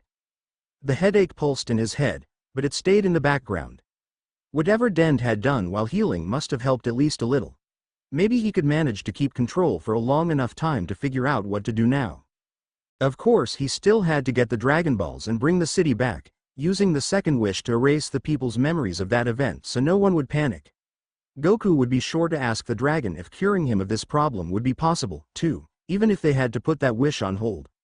Or maybe he shouldn't do it that way. If he couldn't control himself and the dragon could put things back to normal, should he use a wish on himself? Well, he'd have to find out if the dragon could even make that happen first. Krillin shook his head as he left Bulma's workshop area. He didn't understand much of anything of what was going on with his wife. Something about her cyborg parts malfunctioning. Whatever happened, it wasn't exactly common, so Bulma was having the time of her life even trying to figure it out. All while 18 sat there, cool as could be, reassuring Krillin that he didn't have to worry and that she felt fine for the most part. Still, he felt out of his depth, So he left the room and made his way back to the living area where the others had gathered near the front door. Maybe one of them could actually explain what had happened with the city. Vegeta had shown up in that blue Super Saiyan explaining much of anything, and Krillin had been way too focused on getting his family and friends out of harm's way. Well, what friends had survived, at least?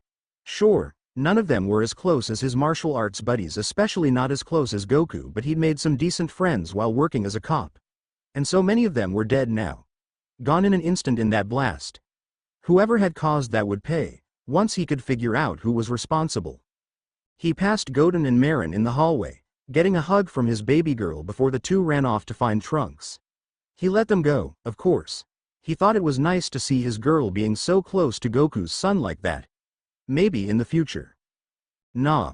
Like that would ever happen. Once he found the room with the others, Krillin plopped down on the sofa next to Goku. His buddy didn't look so hot. No open wounds or anything, but he had some dried blood matting in his messy hair and a haunted look in his eyes. Probably something to do with whoever had attacked the city. Well, he'd find out soon enough. Gohan, Vidal murmured, bouncing the latest Saiyan baby in her arms. I'm gonna go see what your mom is doing. Right, Gohan said with a tight nod. I'll stay here until we're ready to leave. I still need to talk to my dad about. I know. Goku flinched beside him and Krillin turned to his friend with a raised eyebrow. What was that about? Goku was never this quiet or distant. Something serious must have happened. He tried to catch his friend's eyes, but the Saiyan turned away and stared down at his lap where his fingers were clutching tightly to his ripped pants. Krillin punched the arm of his friend in response to all that. Hey, Goku, buddy, mind telling me what's going on here? Ah, well, Gohan interrupted. Let's go outside, Krillin. Maybe the roof? Dad? Oh, Goku snapped to his feet, grinning. Yeah, that'll work. Good thinking, Gohan. While Krillin raised his eyebrow at the weird dancing around the two were doing, since when did Goku and Gohan both try to hide something from him like this? He shrugged and followed the two outside. If they wanted to have the conversation out of the house, then fine. Maybe he'd figure out why once they explained things. This was better than finding Vegeta and trying to get that asshole to explain anything, after all. Once he landed on the roof of Capsule Corporation, Krillin closed his eyes and allowed the warm breeze to ease the tense atmosphere. Whether he was worried or not, it felt like a cloud of lightning standing between Goku and Gohan like this. Which was weird. Gohan adored his dad. What had happened above his city? What had he missed? Okay, he hummed, fists on his waist. What's up? Goku glanced at him, looked away, then turned back with a weak smile, waving his hand in the air. We'll get to that later. First tell me how 18 is doing. Huh? Oh, she's fine, Krillin said. Or at least that's what they told me. You know I don't understand all that crap and both her and Bulma can be impossible when they try to explain it. Goku laughed, light and forced though it was. Yeah, I know what you mean. Gohan cleared his throat and stood next to Krillin. Well, it's good that she'll be fine. What about the rest of the city? Are there any other survivors? Do you think anyone else saw what happened? Holding up his hands with a laugh, Krillin tried to stymie Gohan's 20 questions. He had to think back for a moment, crossing his arms. He could still see the blast coming, having to stand in the way to protect Marin as best he could. Thankfully, he had been able to fly off fast enough to avoid getting injured himself, but of course 18 well that was being worked on in the rest of the city. He grimaced at the image. He didn't like seeing his small area getting so wrecked by some unknown force. It brought back memories of Boo and Frieza and, heck, any villain they'd faced in the past who had been indiscriminate in their killings. The frustrating thing was that he couldn't find a force of ki to blame it on. Seeing Vegeta in his blue Super Saiyan state probably meant the threat was at a god level, so maybe that was why they couldn't find the ki of the person responsible. But still he wanted to punch someone's teeth in for what they'd done to his new hometown. I don't think anyone saw anything, Gohan, Krillin said eventually. Don't you guys know what happened? We're not still in the dark, are we?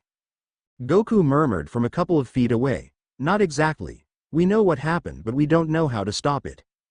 Before Krillin could comment on this, Gohan took a step toward Goku, and the odd thing was that the young man's fists were clenched. Well, we need to figure out something, Dad. What if it happens again? What if Mom gets caught up in it? Whoa, Gohan, Chill out, Krillin said, finding it weird to be pulling Gohan back from his own father. Your dad will watch after your mom, no problem. It's all right. You're right, Gohan, Goku said, making Krillin feel like he was being talked over. But you don't need to worry, okay? No one needs to worry, it'll be fine. No, it's not okay. Dad, it's not okay. I told Goten to relax because he was really freaked out, if you couldn't tell. You threatened him out there. You almost killed him. So, no, I'm sorry, it's not fine, and it's not going to be okay. You can't just say it and make it happen this time. Goku took a deep breath. Son, but Krillin interrupted, stepping between the two. Wait. Hold on. Run that by me again. I need to understand what's going on. And frankly, to understand why you two aren't on the best of terms. I never see this happen. Silence reigned among them all. The warm breeze ruffled through hair and clothes, and Krillin sighed.